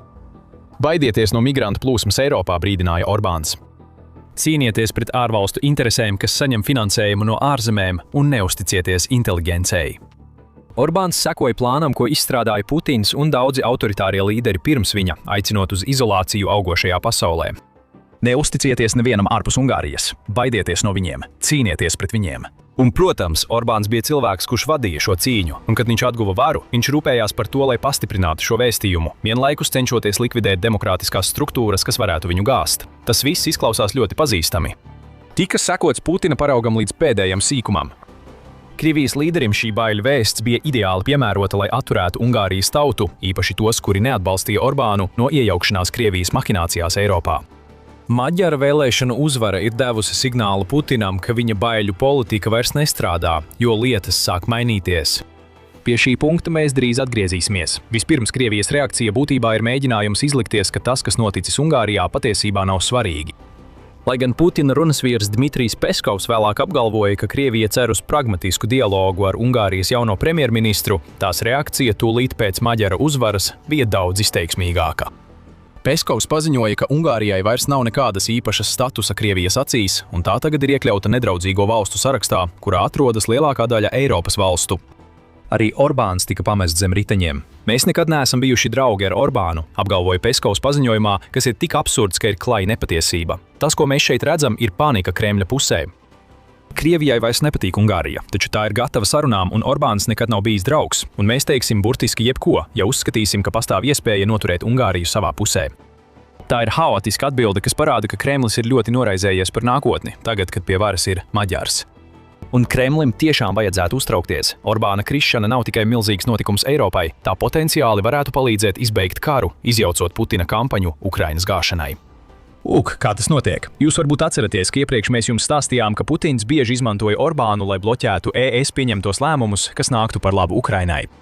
Tikai pirms dažiem mēnešiem pirms savas vēlēšanu sakāves Orbāns tieši tā arī rīkojās vienā no kaitīgākajiem veidiem. Kamēr Ukraina cīnās ar finansiālām grūtībām, ES ir apstiprinājusi 90 miljārdu eiro aizdevumu, kas ir aptuveni 105 miljardi dolāru, izmantojot sarežģītu mehānismu, kurā iesaistīti Krievijas iesaldēti aktīvi. Vismaz lielākā daļa ES apstiprināja šo aizdevumu. Galvenais iebildumu izteicējs bija Orbāns. Viņš ir iemesls, kāpēc nekāda daļa no šīs naudas vēl nav nonācis Ukrainā, lai gan aizdevums tika apstiprināts jau pirms vairākiem mēnešiem. Tagad pirmā daļa no šīs naudas Ukrainā varētu nonākt jau maijā, jo Orbāns vairs nav klāt, lai uzliktu veto aizdevumam. Tas ir milzīgs iegūms Ukrainai, jo tas nozīmē, ka tā beidzot varēs sākt tērēt lielus līdzekļus dažiem no svarīgākajiem ieročiem, kas tai nepieciešami, lai aizstāvētos pret Krievijas gaisa agresiju. Saskaņā ar laikraksta Telegrāf ziņoto, Patriot pārtvērēja raķetes un Storm Shadow raķetes ir starp Ukrainas prioritātēm. Pirmās ļauj Ukrainai aizsargāties pret Krievijas balistisko raķešu draudiem, savukārt otrās sniedz Ukrainai lielāku ugunsspēku, ko tā var izmantot pierobežas reģionos, okupētajās teritorijās un Melnajā jūrā. ES vēstnieki tiekas Briselē, kamēr mēs veidojam šo video 22. aprīlī, lai apspriestu nākamos soļus attiecībā uz aizdevumu, kuru Orbāns mēģināja bloķēt. Ungārijas bijušais premjerministrs bija apgalvojis, ka viņš parakstīs tikai tad, kad Ukraina riskēs ar savu kolektīvo drošību, lai atjaunotu Krievijas naftas plūsmu caur bojāto Družbas cauruļvadu. Bet Orbāns tagad ir prom. Šo naftas sviru Putins vairs nevar izmantot caur savu marioneti. Plašākā mērogā Atlantijas padome norāda, ka Orbāna sakāve nozīmē, ka Ungārija visticamāk vairs nestāvēs ceļī Ukrainas un gan ES, gan NATO ciešākai integrācijai. Palīdzības naudas plūsma no ES īpaši tagad būs daudz raitāka, jo Orbāns vairs nav klāt, lai strīdētos pie katra soļa. ES un NATO arī varēs daudz ātrāk pieņemt politiskos lēmumus, kas saistīti ar Ukrainu, un ES valstis varēs vienoties par sankciju paketēm bez vajadzības vairs rēķināties ar Orbāna pastāvīgo izdabāšanu Putinam. Papildus tam pazudīs arī pretīgā sadarbība, ko esam redzējuši starp Krieviju un Ungāriju. Mēs jau pieminējām stāstu par lauvu un peli. Bet sadarbība ir vēl dziļākā. 8. aprīlī Reuters atklāja, ka Šizato bija piedāvājis nosūtīt Krievijas ārlietu ministram Sergejam Lavrovam iekšējo ES dokumentu kopijas par Ukrainas pievienošanos ES. Siti nopludināti ieraksti atklāja, ka Šizato ir sadarbojies ar Krieviju, lai meklētu veidus, kā atvieglot sankcijas, kas tiek piemērotas Krievijas pilsoņiem. Šāda veida slepenas aizkulišu manipulācijas Putins jau gadiem izmanto, lai grautu ES centienus palīdzēt Ukrainai. Tie, kuri padarīja šādu veidu rīcību iespējamu, tagad tiek atstādināti no Ungārijas valdības. Ukrainai tas nozīmē lielu naudas plūsmu valstī, mazāk kavēšanās iekšējo ES strīdu dēļ un vairs nav jāuztraucas, ka informācija caur Orbāna līdzgaitniekiem nonāks Putina rokās. Citiem vārdiem sakot, Ukraina kļūs stiprāka, savukārt Krievija būs daudz vājāka. Tam visam ir dažas būtiskas atrunas. Lai gan Ungārija vairs nebūs aktīvas Putina labā, tas nenozīmē, ka tā pēkšņi sāks sūtīt ieročus un naudu Ukrainai. Ungārija ir maza valsts, lai gan Maģars publiski ir paziņojis, mēs nevaram nevienai valstī pateikt, lai tā atsakās no savas teritorijas, kas ir labi Ukrainai, jo uz to tiek izdarīts arvien lielāks spiediens atteikties no teritorijām par labu Krievijai, kā daļai no miera līguma. Viņš šķiet negrasās sākt sniegt palīdzību tieši no Ungārijas. Viņš izslēdza šādu iespēju vēl pirms kļuva par premjerministru un neizskatās, ka kaut kas varētu mainīties. Maģars arī neuzskata, ka Ukrainas pievienošanās ES būtu jāpātrina, lai gan viņš šķiet tam neiebilst. No visa tā izriet, ka Ungārija nekļūs par stingru Ukrainas sabiedroto, vismaz ne uzreiz. Tā arī centīsies saglabāt zināmas attiecības ar Krieviju, lai gan ne tuvu tādā mērā, lai kļūtu par Putina instrumentu. Kopumā tas ir milzīgs ieguvums Ukrainai, ja pat tikai tāpēc, ka Ungārija vairs nav šķērslis ES politikai. Taču iespējams vēl daudz lielāka ir simboliskā ietekme, ko rada Orbāna sakāve. Putins ir centies izplatīt savu naratīvu gan mājās, gan Eiropā. Krievijas elite labprāt pieņēma Kremļa propagandu, ka Eiropa nav vienota. Viņi uzskatīja, ka rietumi sāk nogot no atbalsta Ukrainai, ko apliecināja opozīcija, kas bieži vien izpaudās kā Orbāna sūdzības par ES politiku. Orbāns bija viens no tiem cilvēkiem ES, uz kuriem Krievijas elite varēja balstīt savu naratīvu. Tagad, kad viņš ir prom, visa šī stāsta konstrukcija sabrūk. Krievijas ietekmes kampaņa Eiropā arī sabrūk. Tas ir nepieņemami Putinam, jo visa viņa valdīšana balstās uz spēju kontrolēt un piespiest. Nesaprotiet mūs nepareizi, Krievijas ietekmes kampaņas tuvākajā laikā nebeigsies. Mēs redzējām, ko Krievija mēģināja darīt ar dezinformāciju, ko tā izplatīja Ungārijā pirms nesenajām vēlēšanām. Tika izplatīti nepatiesi apgalvojumi par to, ka Maģars izmantoja humanās palīdzības braucienus, lai slepeni nogādātu palīdzību Ukrainai. Tāpat tika izplatītas baumas par piesavināšanos un apgalvojumi, ka Maģars atjaunos militāro iesaukšanu. Šie ir tādi dezinformācijas paņēmieni, kas kalpo kā Putina hibrīda kara stūrakmens Eiropā. Un viņš netaisās no tiem atteikties tikai tāpēc, ka Orbāns ir prom. Zaudēt paci nenozīmē, ka meliem ir jābeidzas, taču tas nozīmē, ka meli kļūst daudz vājāki. Maģara uzvara Ungārijā galu galā ir piemērs tam, ka demokrātija joprojām var uzvarēt, pat saskaroties ar Krievijas ietekmes kampaņām. Pat tad, kad kāds, piemēram, Orbāns, ir tik smagi strādājis, lai kontrolētu mēdījus un izplatītu baiļu vēstījumus, vienmēr pastāv cerība, ka opozīcija varēs piecelties un pārņemt vadību. Orbāns kādreiz tika uzskatīts par neapturamu premjerministru, kuru nevarēja gāzt, jo viņa kontrole savā valstī, apvienojumā ar sadarbību ar Putinu, bija pietiekams, lai apturētu rietumu demokrātiskās prakses. Maģaru uzvara sagrauj šo stāstījumu.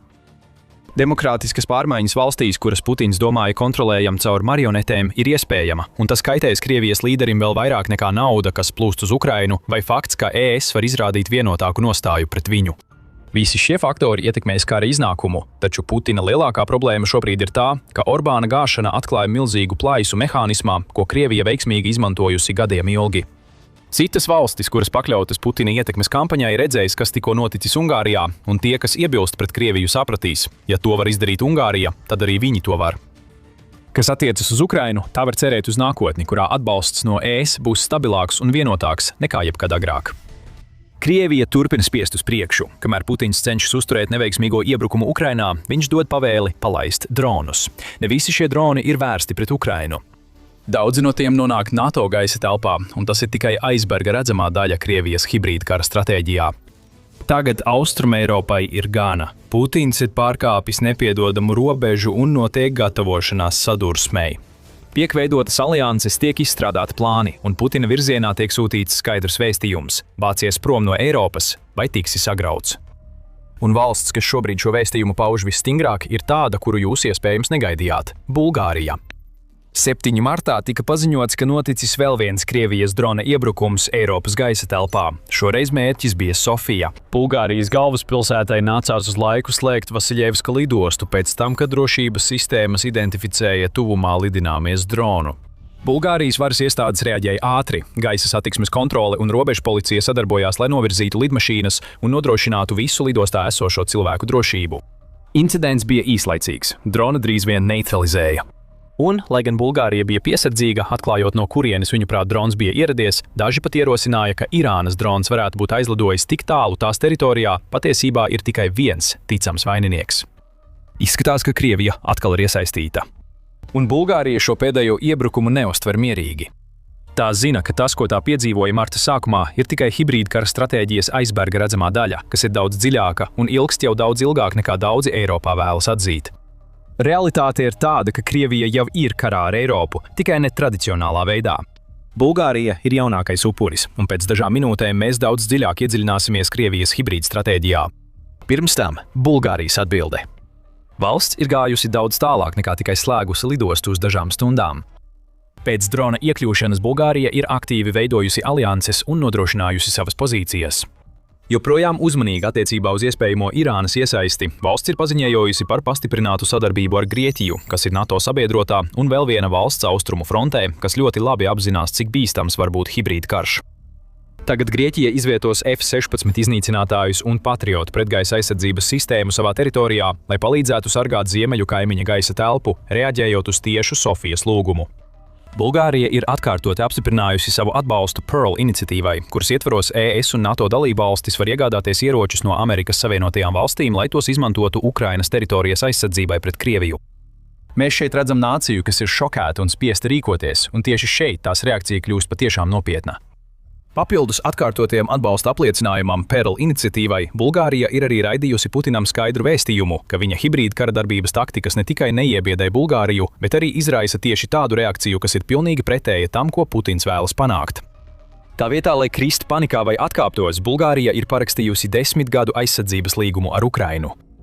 Līgums tika paziņots 30. martā, un tas paredz, ka Bulgārija, kuru Le Monde raksturo kā lielu ieroču ražotāju, sadarbosies ar Ukrainu dronu un vairāku citu ieroču veidu ražošanā. Tas paver durvis kopīgai ražošanai gan Bulgārijas, gan Ukrainas teritorijā, ir paziņojis Ukrainas prezidents Vladimirs Zelenskis, un līguma ilgums ir paredzēts tā, lai abām valstīm būtu iespējams pilnībā sistematizēt savu pieeju. Tā tas patiešām varētu būt. Tomēr 10 gadus ilgs līgums ir arī signāls Putinam, ka Bulgārija uzskata, ka Ukraina ilgtermiņā saglabāsies kā suverēna valsts. Lai tā notiktu, Krievijai Ukrainā ir jāzaudē. Putins vēro, kā bijusī Padomju Savienības dalībvalsts ir reaģējusi uz viņa hibrīdkara stratēģiju, stiprinot savas saites ar vienīgo valsti, no kuras Krievija vēlas, lai Bulgārija turētos pa gabalu. Tiks veidotas partnerattiecības starp aizsardzības uzņēmumiem. Sadarbības starp Bulgāriju un Ukrainu notiks valdības līmenī. Krievija un tās sabiedrotie domāja, ka drona nosūtīšana uz Sofiju radīs šķelšanos un iebiedēs. Viss, ko Putins ir panācis, ir kļuvis par katalizatoru jaunai un stiprākai aliansei, kas nostājas pret Krieviju. Šobrīd Eiropai ir nepieciešama šāda alianse. NATO arī to vajag. Drona lidojums virs Sofijas ir tikai viens no daudziem piemēriem, kā Krievija karo pret Eiropu. Eiropas politikas analīzes centrs jeb SEPA 31. marta ziņojumā norādīja, ka tas, ko mēs šobrīd redzam visā Eiropā, ir ēnu karš, kuram šķiet nav gala. Tajā teikts, ka Eiropa vairs nav tikai lieciniece karam Ukrainā un Krievijas agresijas aktiem. Tā ir kļuvusi par sistemātiskas ēnu kampaņas mērķi, kurā Krievija cenšas izjaukt Eiropas struktūru un sēt hausa sēklas to valstu iekšienē, kuras pēc Putina domām visvairāk apdraud viņa vēlmi izveidot jaunu Krievijas impērijas versiju. Raķetes nelido, un Krievijas spēki neiebrūk pārējā Eiropā tāpat kā Ukrainā. Diversijas, novērošana, kibernoziedzība un gaisa telpas pārkāpumi ir šī ēnu kara ieroči. Un tas ir karš, ko Krievija ir uzsākusi vismaz kopš 2022. gada, un Eiropai ir jāatmostas un jāapzinās šīs realitātes. Šī ēnu kara pastāvīga eskalācija pārvērš Krievijas rīcību no atsevišķām taktikām par vienotu stratēģiju. Krievija izmanto tipiskos Eiropas atturēšanas modeļus, kuri, kā norāda SIPA, paredz, ka pretinieks izvērtēs riskus un pielāgos savas darbības kā tiešu reakciju uz iespējamo sodu, kas tiks piemērots. Krievija nav šāda veida pretinieks. Krievijas izlūkošanas un drošības dienesti tiek atalgoti par iniciatīvu, nevis atturību. Operācijām nav obligāti jāpanāk konkrēti stratēģiski mērķi, lai tās tiktu atzītas par pamatotām. Tām tikai jāparāda darbība, norāda SIPA. Tā ir problēma visai Eiropai. Krievijas sistēma atalgo eskalāciju, un Eiropas atturēšanas metode nesoda šo eskalāciju pietiekami, lai Krievija pārtrauktu. No šīs militārās politikas neatbilstības ir izveidojies vienpusējs, netradicionāls karš, kurā Eiropa ir zaudētāju pusē. Bulgārija to zina. Tā tikko ir redzējusi piemēru Krievijas stratēģijai Sofijā un reaģē stiprinot savas robežas pret gaisa draudiem un parakstot vienošanās ar Ukrainu, kas galu galā kalpos, lai stiprinātu tradicionālo fronti, kas Eiropai ir pret Putina agresiju. Taču Krievijai tās ēnu karš sadalās 4 uzbrukumu kategorijās, un visu to biežums ir pieaudzis, kopš Putins sāka iebrukumu Ukrainā. Šīs kategorijas ir vienkāršas – startnieki un infiltrācija, zemūdens un enerģētika, gaisa iebrukumi un kiberoperācijas. Kopā tās ir Krievijas ēnu kara šķēpi, un drona iebrukums Bulgārijā ir tikai milzīga aizberga redzamā daļa, kuru Eiropai steidzami jācenšas izkausēt. Sāksim ar startniekiem un infiltrācijas taktikām. Tieši visas Eiropas acu priekšā Krievija ir izveidojusi plašu startnieku un noziedzīgu uzņēmumu tīklu, kas darbojas Eiropas valstu teritorijā. Dedzināšana, diversijas, iebiedēšana un novērošana ir šīm startnieku grupām izvēlētie ieroči, un tie ir bijuši ļoti efektīvi. Izmantojot faktiski trešās puses dalībniekus, Krievija var apgalvot, ka tai nav nekādas informācijas par notikumiem, kas nejauši kalpo tās interesēm, un tas savukārt padara iepriekš minēto Eiropas atturēšanas modeli pilnīgi bezjēdzīgu. Kā var atturēt ienaidnieku, kurš necīnās pēc tradicionālajiem noteikumiem? Šādu startnieku un infiltrācijas pieeju piemēru ir vairāk nekā iespējams saskaitīt. Chatham House norāda, ka apvienotajā karalistē tagad ir gadījumi, kad cilvēki iespējams strādā Krievijas izlūkdienestam. Vācija ir arestējusi personas, kuras tiek turētas aizdomās par uzbrukumu plānošanu Krievijas vārdā. Vairāki vilcienu sliežu noiešanas gadījumi Zviedrijā liecina par Krievijas iesaisti. Un Igaunijā, kas ir galvenais elements visā austrumu vairogā, ko NATO ir izveidojusi pret Krieviju, drošības dienesti novēro intensīvas Krievijas pārstāvju pūles, vervēt vietējos iedzīvotājus savā pusē, visticamāk ar mērķi izveidot spēku, kas spētu uzbrukt valdībai. Šis ir Krievijas mēģinājums novājināt Eiropu kā vienotu kopumu. Sabotāža, ko veic starpnieki, infiltratori un nodevēji, ir paredzēta, lai radītu šķelšanos un apjukumu valstīs, kuras tiek izraudzītas par mērķi. Un tas bieži vien darbojas. Šobrīd Bulgārijā ir prokrievisks kontingents, kas nosoda vienošanos, ko valsts tikko parakstīja ar Ukrainu. Bulgārijā ir prokremliskas partijas, kas visticamāk izmantos šo vienošanos kā platformu pirms parlamenta vēlēšanām, kas paredzētas 19. aprīlī. Putīna mahinācijas kļūst skaidras, un tieši šāda veida šķelšanās ir iemesls, kāpēc 2024. gadā Krievijas diversiju operāciju skaits Eiropā pieauga 4 reizes. Runājot par diversijām, Krievija ir pavērsusi slēptā kara uzmanību daļai no svarīgākās zemūdens infrastruktūras, kas nodrošina Eiropas darbību. Tā ir otrā daļa no 4-daļīgā ēnu kara plāna. Un tieši ar šādām lietām mēs nodarbojamies militārajā raidījumā. Tāpēc mēs veidojam video, lai izskaidrotu, kā vara patiesībā darbojas. Ja tev šķiet noderīgi tas, ko skaties, noteikti abonē kanālu. SIPA norāda, ka zemūdens kabeļi un cita enerģētikas infrastruktūra, uz kuru Krievija vēršas visā Eiropā, ir ievainojama, jo tā ir būtiska gan civilajai, gan militārajai dzīvei.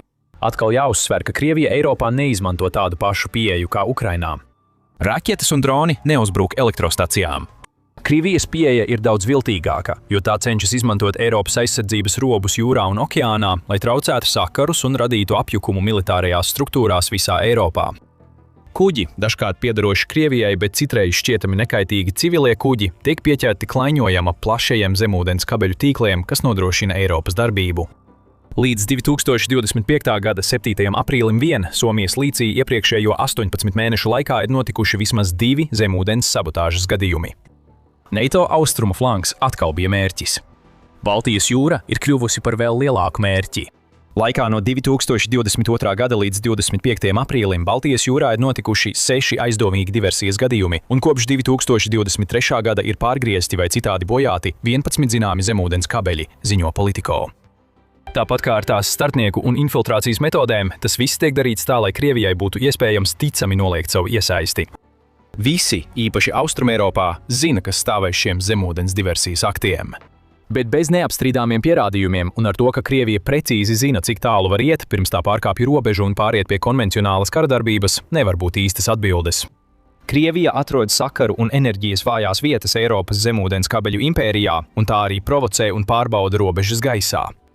Dronis, kas iekļuva Sofijas gaisa telpā, ir tikai viens no daudziem piemēriem, ko esam redzējuši, kad šķiet ar Krieviju saistīti lidaparāti iekļūst NATO valstu gaisa telpā, lai radītu haosu. Un bieži šo iekļūšanu laiks liecina, ka Putins aktīvi cenšas provocēt NATO, visticamāk tāpēc, ka viņš ir pārliecināts, ka tūlītējas atbildes akcijas pret Krievijas teritoriju nenotiks. Kā piemēru ņemiet paziņojumu par operāciju Austrumu sargs 2025. gada 12. septembrī. Šī operācija tika paziņota pēc Krievijas drona iekļūšanas Polijā, taču mazāk nekā 24 stundas pēc operācijas paziņošanas Krievijas drons iekļuva Rumānijas gaisa telpā. Un mazāk nekā nedēļu vēlāk 3 Krievijas MiG-31 iznīcinātāji ielidoja Igaunijas gaisa telpā un uzturējās tur 12 minūtes, apzināti ignorējot visus pieprasījumus sniegt informāciju, līdz NATO bija spiesta pacelt savus iznīcinātājus, lai pavadītu Krievijas lidmašīnas prom no austrumu flanga. Kopš tā laika esam redzējuši Baltkrievijas meteoroloģiskos balonus lidojam pāri Lietuvai, Krievijas dronus pārkāpjot ASV bāzu teritoriju Igaunijā un daudz ko citu. Vien 2025. gadā, kā ziņo Conversation, Krievijas gaisa līdzekļi pārbaudīja NATO gaisa telpu 18 reizes. Tas bija 3 reizes vairāk nekā 2024. gadā reģistrētie pārkāpumi, un šis jaunākais drons Bulgārijas gaisa telpā šķiet kā rādītājs tam, ka Putins tuvākajā laikā negrasās atteikties no 3. Krievijas ēnu kara stratēģijas daļas. Kāpēc, lai viņš to darītu? Krievija lielākoties tiek cauri sveikā ar visu šo, vismaz tā domā Putins. Visbeidzot, ir arī kiberoperācijas. Krievijas kiberuzbrukumi ir attīstījušies. Ja agrāk viņi uzbruka informācijas tehnoloģijām vispārīgā līmenī, tad tagad viņi ir vairāk koncentrējušies uz operacionālajām sistēmām, piemēram, enerģētikas un transporta tīkliem. Dezinformācija ir arī viens no galvenajiem Krievijas rīkiem kibertelpā. Pārpludinot sociālos tīklus ar botiem un viltus profiliem, Krievija spēja manipulēt ar daudzu cilvēku galveno informācijas avotu, lai ietekmētu vēlēšanas un virzītu sabiedrisko domu ārpus savas teritorijas. Ironija ir tāda, ka Krievija iekšēji ierobežo atvērtu piekļuvi internetam, vienlaikus izmantojot tieši šādu piekļuvi, lai virzītu Putina dienas kārtību citur pasaulē. Londonas Kinga koledža izceļ, cik plaši izplatītas ir šīs kiberaktivitātes. Tā norāda, ka no 2023. gada novembra līdz 2024. gada novembrim tā ir reģistrējusi 505 ārvalstu informācijas manipulācijas un iejaukšanās gadījumus. Šie gadījumi ietvēra 25 platformas, bija vērsti pret 90 valstīm, iesaistīja 322 organizācijas, aptvēra 38,000 kanālu un noveda pie 68,000 satura vienību izveides. Ukraina, Vācija, Francija un Moldova bija starp visbiežāk mērķētajām valstīm, un šīs sociālo mediju operācijas mums parāda, ka Krievijas kiberkarš nav tikai par sistēmu slēgšanu, runa ir arī par sabiedriskās domas ietekmēšanu. Atkal šis vārds – šķelšanās izvirzās priekšplānā. Ar savām kiberkampaņām Krievija var tieši kaitēt saviem mērķiem un radīt tādu polarizētu politisku atmosfēru, kādu mēs šobrīd redzam tādās vietās kā ASV un Apvienotā Karaliste. Eiropa cenšas pretoties šajā frontē. 2025. gada decembrī Eiropas padome paziņoja par sankciju piemērošanu 2 organizācijām un 12 personām, kas bija iesaistītas informācijas manipulācijās un kiberuzbrukumos. Svarīgi soļi, jā, bet tie nav pat tuvu tam mērogam, kas nepieciešams, lai apturētu Krievijas kiberuzbrukumus. Un tā ir lielā problēma, ar ko saskaras Eiropa. Kamēr Krievija ved savu ēnu karu, daudz Eiropā vai nu īsti nezina, kas tuvojas, vai arī nepareizi raksturo šo ēnu karu kā kaut ko, kas tas nav. Daudzās Eiropas valstīs Krievijas veiktos diversijas un kibernoziegumus bieži risina izmantojot krimināltiesību un civilās tiesību aizsardzības sistēmas.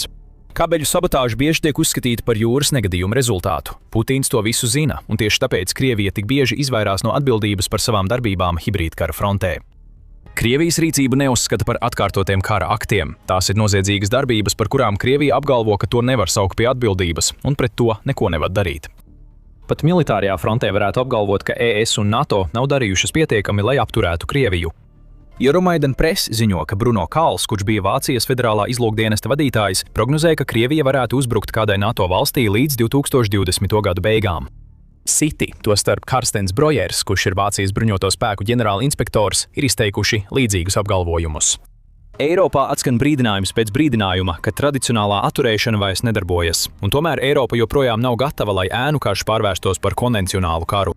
Saskaņā ar Euromaidan Press datiem, Eiropa varētu nebūt gatava līdz pat 2035. gadam, labākajā gadījumā 5 gadu laikā pēc tam, kad daudzi NATO ģenerāļi brīdina, ka Krievija uzsāks uzbrukumu. Vismaz daļa Eiropas nebūs gatava. Kontinenta austrumu flangā mēs sākam redzēt, kā sagatavošanās pastiprinās.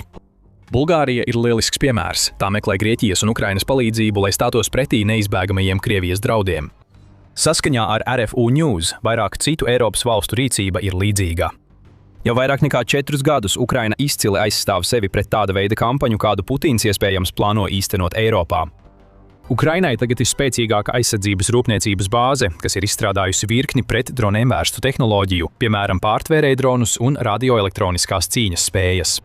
Tagad no šīm tehnoloģijām gūs labumu Bulgārija, tāpat arī Dānija, Somija un Latvija, kuras visas ir parakstījušas partnerības līgumus ar Ukrainu iniciatīvas Build for Ukraine ietvaros. Mēs sākam redzēt Ukrainas zinātības integrāciju Austrumeiropā. Tas varētu būt ideāls pretspēks Putina ēnu karam. Pieeja, kuras mērķis bija šķelt, tagad sāk radīt vienotību Eiropā, vismaz Austrumeiropā un Ziemeļvalstīs, kas ir ideāls pretspēks visam, ko Krievija dara. Kara sagatavošanās jau rit pilnā sparā daudzos austrumu reģionos. Bulgārija tikai tagad sāk apzināties Krievijas radītos draudus un sāk gatavoties. Latvijā tiek veidota NATO kaujas grupa, kuras kodolu veido Vācijas brigāde, un tā būs gatava līdz 2027. gadam. Polija ir kļuvusi par vienu no spēcīgākajām Eiropas valstīm. 2025. gadā tā aizsardzībai iztērēja 4,5% no iekšzemes koprodukta, kas ir augstākais rādītājs starp visām NATO dalībvalstīm. Un 54% no tās aizsardzības izdevumiem tiek novirzīti ieroču ražošanai, nevis algu un izmaksu sekšanai. Visas 3 Baltijas valstis – Lietuva, Latvija un Igaunija, tāpat kā Polija, ir ievērojami ieguldījušas robežas aizsardzībā. Tas, ko mēs šeit redzam, ir sēklas, kas tiek sētas Austrumeiropā. Kamēr daudzi uz kontinenta vilcinās un kavējas, šķietami pastāvīgi nezinot, kā reaģēt uz ēnu karu, pat ģenerāļiem brīdinot, ka Krievija gatavojas iet tālāk, tādas valstis kā Bulgārija, Polija un Baltijas valstis gatavojas tam, kas viņuprāt tuvojas. Šai vienādojumā var pieskaitīt arī Grieķiju. Bulgārija galu galā paļaujas uz savu kaimiņa aizsardzību. Sadarbības starp šīm valstīm un Ukrainu ir sasniegusi visu laiku augstāko līmeni. Tiek izveidotas aizsardzības līnijas un ēnu kara celtie trauksmes signāli tiek uztverti nopietni. Austrumeiropa pievienojas Ukrainai. Un tas liek Vladimiram Putinam saprast, ka ēnu karš, ko viņš vada, viņus neiebiedē. Viņi gatavojas cīņai un, sadarbojoties ar Ukrainu, ir gatavi sagraut Krievijas līderi un viņa impērijas ambīcijas. Protams, tas viss pieņem, ka Krievijai vispār vēl būs armija, lai pārvērstu savu ēnu karu par konvencionālu karu. Tas nebūtu nav pašsaprotami, jo 10 000 Putina karavīru tiek iznīcināti Ukrainā. Eiropas militārā ainava mainās mūsu acu priekšā. Visā kontinentā daudzas valstis palielina savus aizsardzības izdevumus, iegulda inovatīvā jaunā aprīkojumā un gatavojas kara iespējamībai. Viņi ir redzējuši Krievijas nežēlīgo agresiju Ukrainā, un viņi vēlas būt gatavi reaģēt, ja Vladimirs Putins nolemtu uzbrukt citur. Kā viena no NATO valstīm, kas atrodas vistuvāk notiekošajam konfliktam, Polija ir bijusi viena no visaktīvākajām savos sagatavošanās pasākumos, veidojot to, ko daži eksperti sauc par visspēcīgāko tanku armiju Eiropā un padarot Putina ļaunākos murgus par realitāti uz pašas Krievijas sliekšņa. Militārie eksperti no Army Recognition nesen veica padziļinātu Eiropas tanku flotes izvērtējumu. Viņi apskatīja, cik daudz tanku katrai valstī pašlaik ir, kā arī visus tuvākajos gados gaidāmos pasūtījumus. Tāpat viņi izvērtēja arī populārākos tanku tipus, kas šobrīd tiek izmantoti visā kontinentā, un kuras tanku flotes ir vislabāk sagatavotas, lai izturētu iespējamu Krievijas iebrukumu. Viņu pētījums atklāja dažas aizraujošas tendences un diezgan pārliecinoši pierādīja, ka Polija nopietni attiecas uz savas armijas modernizāciju un robežu aizsardzību. Tāpēc apskatīsim datus tuvāk. Vēsturiski viens no vienkāršākajiem veidiem, kā salīdzināt divu vai vairāku valstu tanku flotes spēku, ir vienkārši apskatīt, cik liela ir katras valsts flote. Vairāk tanku nevienmēr nozīmē lielāku spēku, taču noteikti ir labāk, ja ir daži simti tanku, uz kuriem var paļauties, nevis tikai daži desmiti. Un, ja skatāmies tikai uz skaitļiem, Polija nav pašā augšgalā, bet noteikti ir ļoti tuvu tam. Saskaņā ar Army Recognition datiem, Turcija ir līdere ar aptuveni 2381 tanku kopumā. Grieķija ieņem otro vietu reitingā ar iespaidīgiem 1385 tankiem. Salīdzinājumam ir vērts atzīmēt, ka ASV pašlaik tiek lēsts, ka eksploatē apmēram 2640 tankus, kamēr Ķīna ir pasaules līdere ar aptuveni 4700 tankiem. Un Krievijai šobrīd ir aptuveni 3460 darbspējīgu tanku, kā arī apmēram 2100 papildu vecāku tanku, kas joprojām atrodas noliktavās, no kuriem lielākā daļa ir no Padomju Savienības laikiem. Pēdējie dati liecina, ka Polija Eiropā ieņem trešo vietu ar nedaudz mazāk nekā 900 tankiem. Tomēr Polija jau ir uzsākusi papildus iepirkumus, kas ļaus tās kopējam tanku skaitam sasniegt no 1800 līdz 1900 vienībām. Tas ļautu Polijas armijai apsteigt Grieķiju un atrasties krietni priekšā gandrīz visām citām Eiropas valstīm. Piemēram, Vācija, kas arī šobrīd veids būtiskus savas armijas modernizācijas pasākumus pēc vairāku desmitgažu stagnācijas, kopumā rīcībā ir tikai 313 tanki. Un līdzīga situācija ir arī citās lielajās Rietumē Eiropas valstīs. Francijai, piemēram, ir aptuveni 200 tanku, savukārt apvienotā karaliste ir nedaudz priekšā ar 213, bet Spānijai ir apmēram 274 tanki. Šie tanku skaiti var šķist gandrīz apkaunojoši mazi, salīdzinot ar tūkstošiem tanku, ko izmanto tādas valstis kā Ķīna, Krievija un Amerikas Savienotās valstis. Tomēr, kā norāda Army Recognition eksperti, mūsdienu tanku flotēs svarīga nav tikai kvantitāte, bet arī kvalitāte. Piemēram, tāda valsts kā Krievija noteikti šķiet ar gandrīz nepārvarami lielu tanku spēku, ja pievērš uzmanību tikai skaitļiem. Taču, kad jūs patiešām iedziļināties detaļās un apskatāt, kāda veida tankus tā izmanto, daudzi no tiem ir veci un novecojuši pēc mūsdienu standartiem. Tiem trūkst galveno īpašību un modernu tehnoloģiju, kas atšķir pasaules labākos tankus no pārējiem. Ziņojumā, piemēram, norādīts, ka liela daļa Krievijas tanku parka tagad sastāv no novecojušiem modeļiem, piemēram, padomju laika T-55, T-62, vecākiem T-72 variantiem un T-80 līdzās jaunākiem modeļiem, piemēram, T-90. Daži no šiem tankiem ir vairāku desmitgažu veci. Piemēram, T-55 tika ieviests neilgi pēc Otrā pasaules kara, un tam gandrīz nav nozīmes mūsdienu kaujas laukos. Līdzīgi var teikt arī par T-62 un dažiem citiem Krievijas galvenajiem kaujas tankiem. Runājot par ugunsvadības iespējām, izdzīvojamību, digitālo integrāciju un citiem patiešām svarīgiem rādītājiem, šie tanku veidi burtiski ir gaismas gadus atpalikuši no labākajiem modeļiem no Eiropas, Āzijas un Ziemeļamerikas. Tātad, pat ja Maskava joprojām spēj nodrošināt lielu tanku skaitu, tas vairs nenozīmē tik daudz kā agrāk. Jo mūsdienās patiesi spēcīgs tanku spēks nav tikai jautājums par tanku floti, kuras lielums mērāms tūkstošos vai 10 000. Tas ir jautājums par floti ar modernākajām iespējām. Tas ir par to, lai tanki spētu efektīvi darboties mūsdienu kaujas telpā, atbilstu augstākajiem izdzīvošanas, kaujas gatavības un digitālās integrācijas standartiem, lai tie varētu vākt un dalīties ar datiem ar citām sistēmām un vienībām, veidotu stratēģijas un nodrošinātu to tik svarīgo taktisko pārsvaru kaujas karstumā. Eiropas militārie līderi to acīmredzot saprot, tāpēc, lai gan daudzas viņu flotes uz papīra varētu šķist nelielas, tās ir daudz spēcīgākas nekā sākotnēji izskatās. Vācijas flote, piemēram, sastāv no 313 tankiem, un tie visi ir tikai Leopard 2. Daudz eksperti no visas pasaules uzskata Leopard 2 par vienu no labākajiem, ja ne pašu labāko tanku, kas šobrīd pastāv. Galvenokārt pateicoties tā gandrīz nevainojamajam dizainam, kas nodrošina ideālu līdzsvaru starp ugunsspēku, mobilitāti un apkalpes aizsardzību. Uz zemes ir ļoti maz tanku, kas var pat pietuvoties Leopard 2 līmenim. Tā 1500 zirgspēku dīzeļdzinējs ļauj sasniegt maksimālo ātrumu 70 km/h, jeb 43 jūdzes stundā. Turklāt tā modernā optika, apvienojumā ar 120 mm bludstobra lielgabalu, ļauj precīzi trāpīt mērķiem līdz pat 5 km, jeb 3,1 jūdzes attālumā pat kustībā. Šim tankam ir arī priekšrocības, ko sniedz modulāra daudzslāņu bruņa, kas tiek nepārtraukti pilnveidota un uzlabota, kā arī augstākās klases ugunsvadības sistēma, termiskā attēlveidošana un digitālā kaujas lauka vadības tehnoloģija. Francijai ir līdzīgi neliels, bet spēcīgs tanku parks ar 200 saviem Leclerca tankiem, tostarp 51 vienību, kas ir modernizētas līdz jaunākajam un labākajam XLR standartam. Lai gan Leclercs varbūt nav pasaules labāko galveno kaujas tanku reitingu augšgalā, tas joprojām ir nopietns tanks jebkuram pretiniekam. Slavens ar izcilu manevrētspēju, augsti attīstītām ugunsvadības sistēmām un ātras darbības automātisko lādētāju. Tas ir viens no manevrētspējīgākajiem rietumu tankiem. 21. gadsimtā aprīkots ar modulārajām bruņām, kas ļauj viegli veikt lauka remontu, uzlabojumus un apkopi reālos kaujas apstākļos. Lielbritānijā situācija ir līdzīga. Britu armija lepojas ar 213 Challenger 2 tankiem un pakāpeniski virzās uz nākamās paaudzes Challenger 3 standartu, kas tam nodrošina jaunu un uzlabotu galveno lielgabalu, stiprākas bruņas un modernākas vadības sistēmas, tādējādi izlīdzinot valsts tanku floti ar daudzām tās laika biedrenēm. Visā Eiropā var novērot līdzīgu tendenci. Daudzas valstis uztur nelielus, bet joprojām spēcīgus spēkus, kas labi atbilst viņu specifiskajām vajadzībām. Spānija, piemēram, rīcībā ir 219 Leopard 2E tanki un 55 Leopard 2A4, veidojot līdzsvarotu un uz nākotni vērstu bruņutehnikas vienību. Itālijai ir 150 savu C11 ariete tanku, taču tā strādā pie tā, lai modernizētu savu parku ar modernākām versijām. Nīderlanda pēc gadiem, kad tā darbojās bez neatkarīgas bruņutehnikas vienības un bija integrēta kopīgā Vācijas-Nīderlandes Leopard 2 vienībā, kas tika izveidota 2015. gadā, tagad atjauno savas bruņutehnikas spējas, iegādājoties 46 jaunus Leopard 2A8 tankus.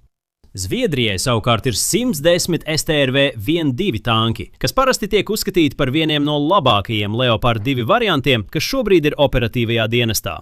Neskatoties uz savu vēsturiski neitrālo statusu, Šveice arī ir ievērojami ieguldījusi Leopard 2 tankos, iegādājoties 134 vienības, kas ir īpaši pielāgotas tās nacionālajiem standartiem.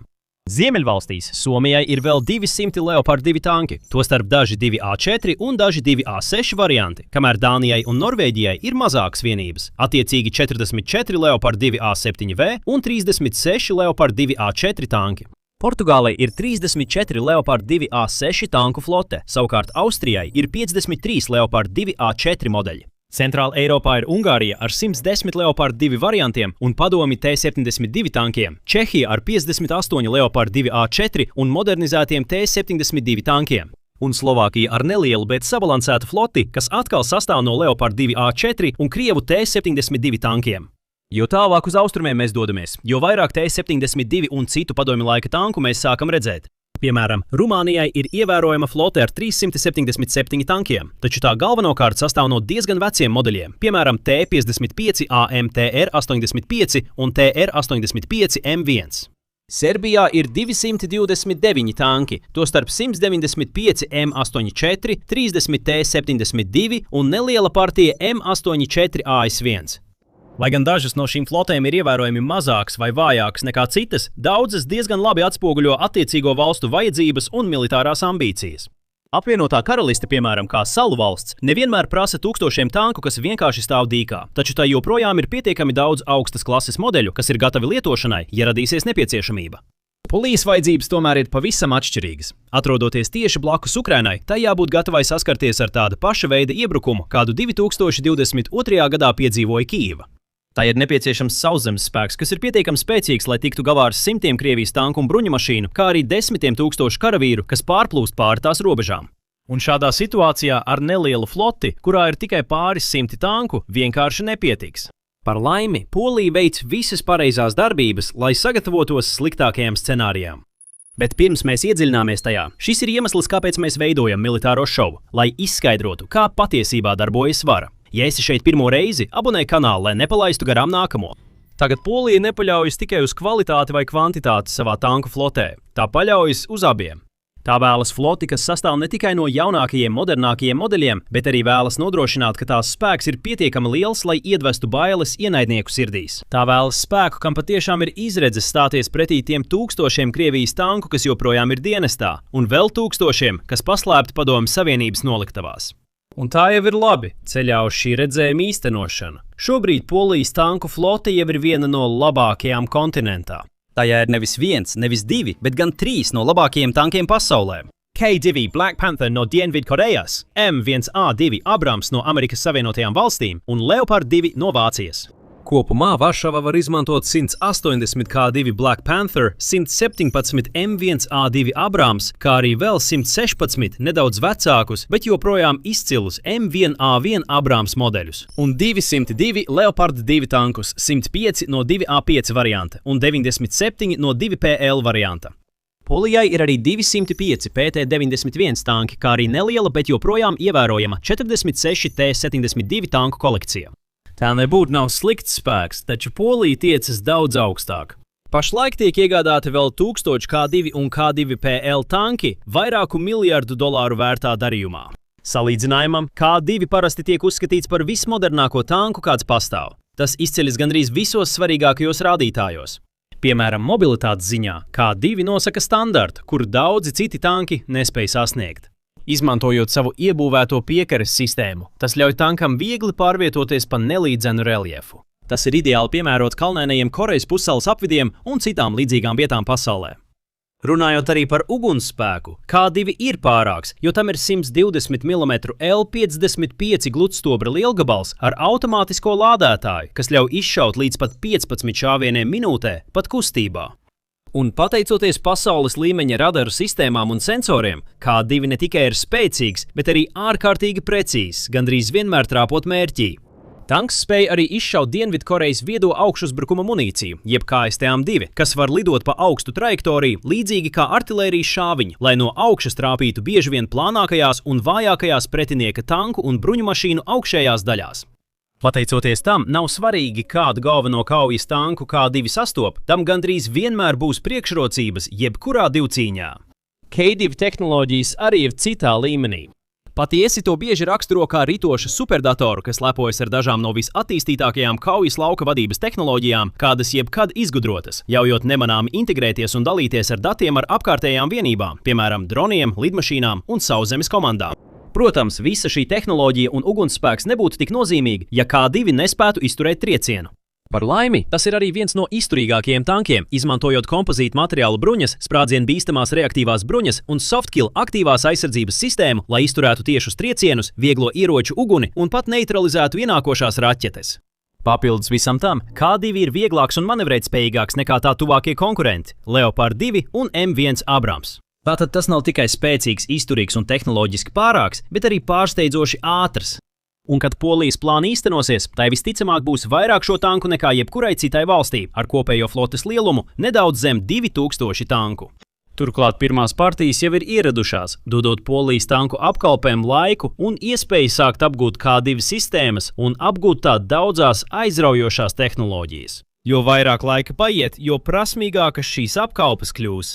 Tāpēc nav pārsteigums, ka Army Recognition un citas militāro analītiķu grupas bez vilcināšanās Poliju dēvē par visaptverošāko bruņutehnikas modernizācijas projektu, kas šobrīd notiek Eiropā. Neviena cita valsts tam nestāv līdzās. Kad Polija pabeigs savu paplašināšanos, tā apsteigs Grieķiju pēc tanku skaita un pietuvosies Turcijai. Bet vēl svarīgāk, Polijai būs spēki, kas būs daudz modernāki nekā šīm abām valstīm un lielāki nekā visām lielākajām Rietumeiropas valstīm kopā. Šis būs izcils tanku parks, kas apvienos masu, rūpniecisko atbalstu un pilnīgu savienības savietojamību. Šī pēdējā daļa iespējams ir vissvarīgākā no visām, un varbūt tieši tas ir tas viens, kas Krieviju biedē visvairāk. Jo, kā norāda Army Recognition, raugoties uz dažādajiem tanku parkiem, kas Eiropā parādās un modernizējas, kļūst skaidrs viens – tie paši modeļi parādās atkal un atkal. Daudzas valstis, piemēram, ir ieguldījušas Leopard 2 tankos, kā arī Abrams, un dažas ir izrādījušas interesi sekot Polijas piemēram un iegādāties arī K2 tankus. Pat Austrumeiropas valstis un bijušās Padomju Savienības republikas, kas gadiem ilgi iztika ar saviem veco T-72 un līdzīgu modeļu krājumiem, tagad atsakās no šāda veida tankiem un izvēlas rietumu alternatīvas. Tas ir milzīgs ieguvums Eiropai kā apvienotam spēkam un arī NATO aliansei.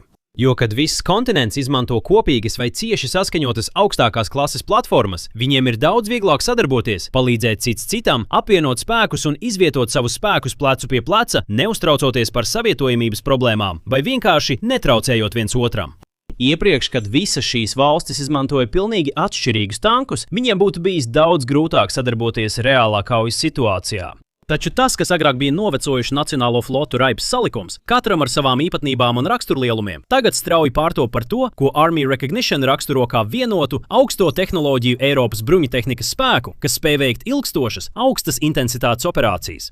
Ziņojumā arī uzsvērts, ka lai gan Rietumeiropas valstīm vēsturiski ir spēcīgākās ekonomikas un līdz ar to arī visvairāk līdzekļu, ko tērēt saviem bruņotajiem spēkiem, varas līdzsvars Eiropā faktiski virzās uz austrumiem, uz valstīm, kas atrodas vistuvāk Krievijai. Tieši tās pašas valstis, kuras Vladimirs Putins un viņa Kremļa līdzgaitnieki uzskatīs par saviem tiešākajiem draudiem un potenciālajiem nākotnes iebrukumu vai īpašo militāro operāciju mērķiem.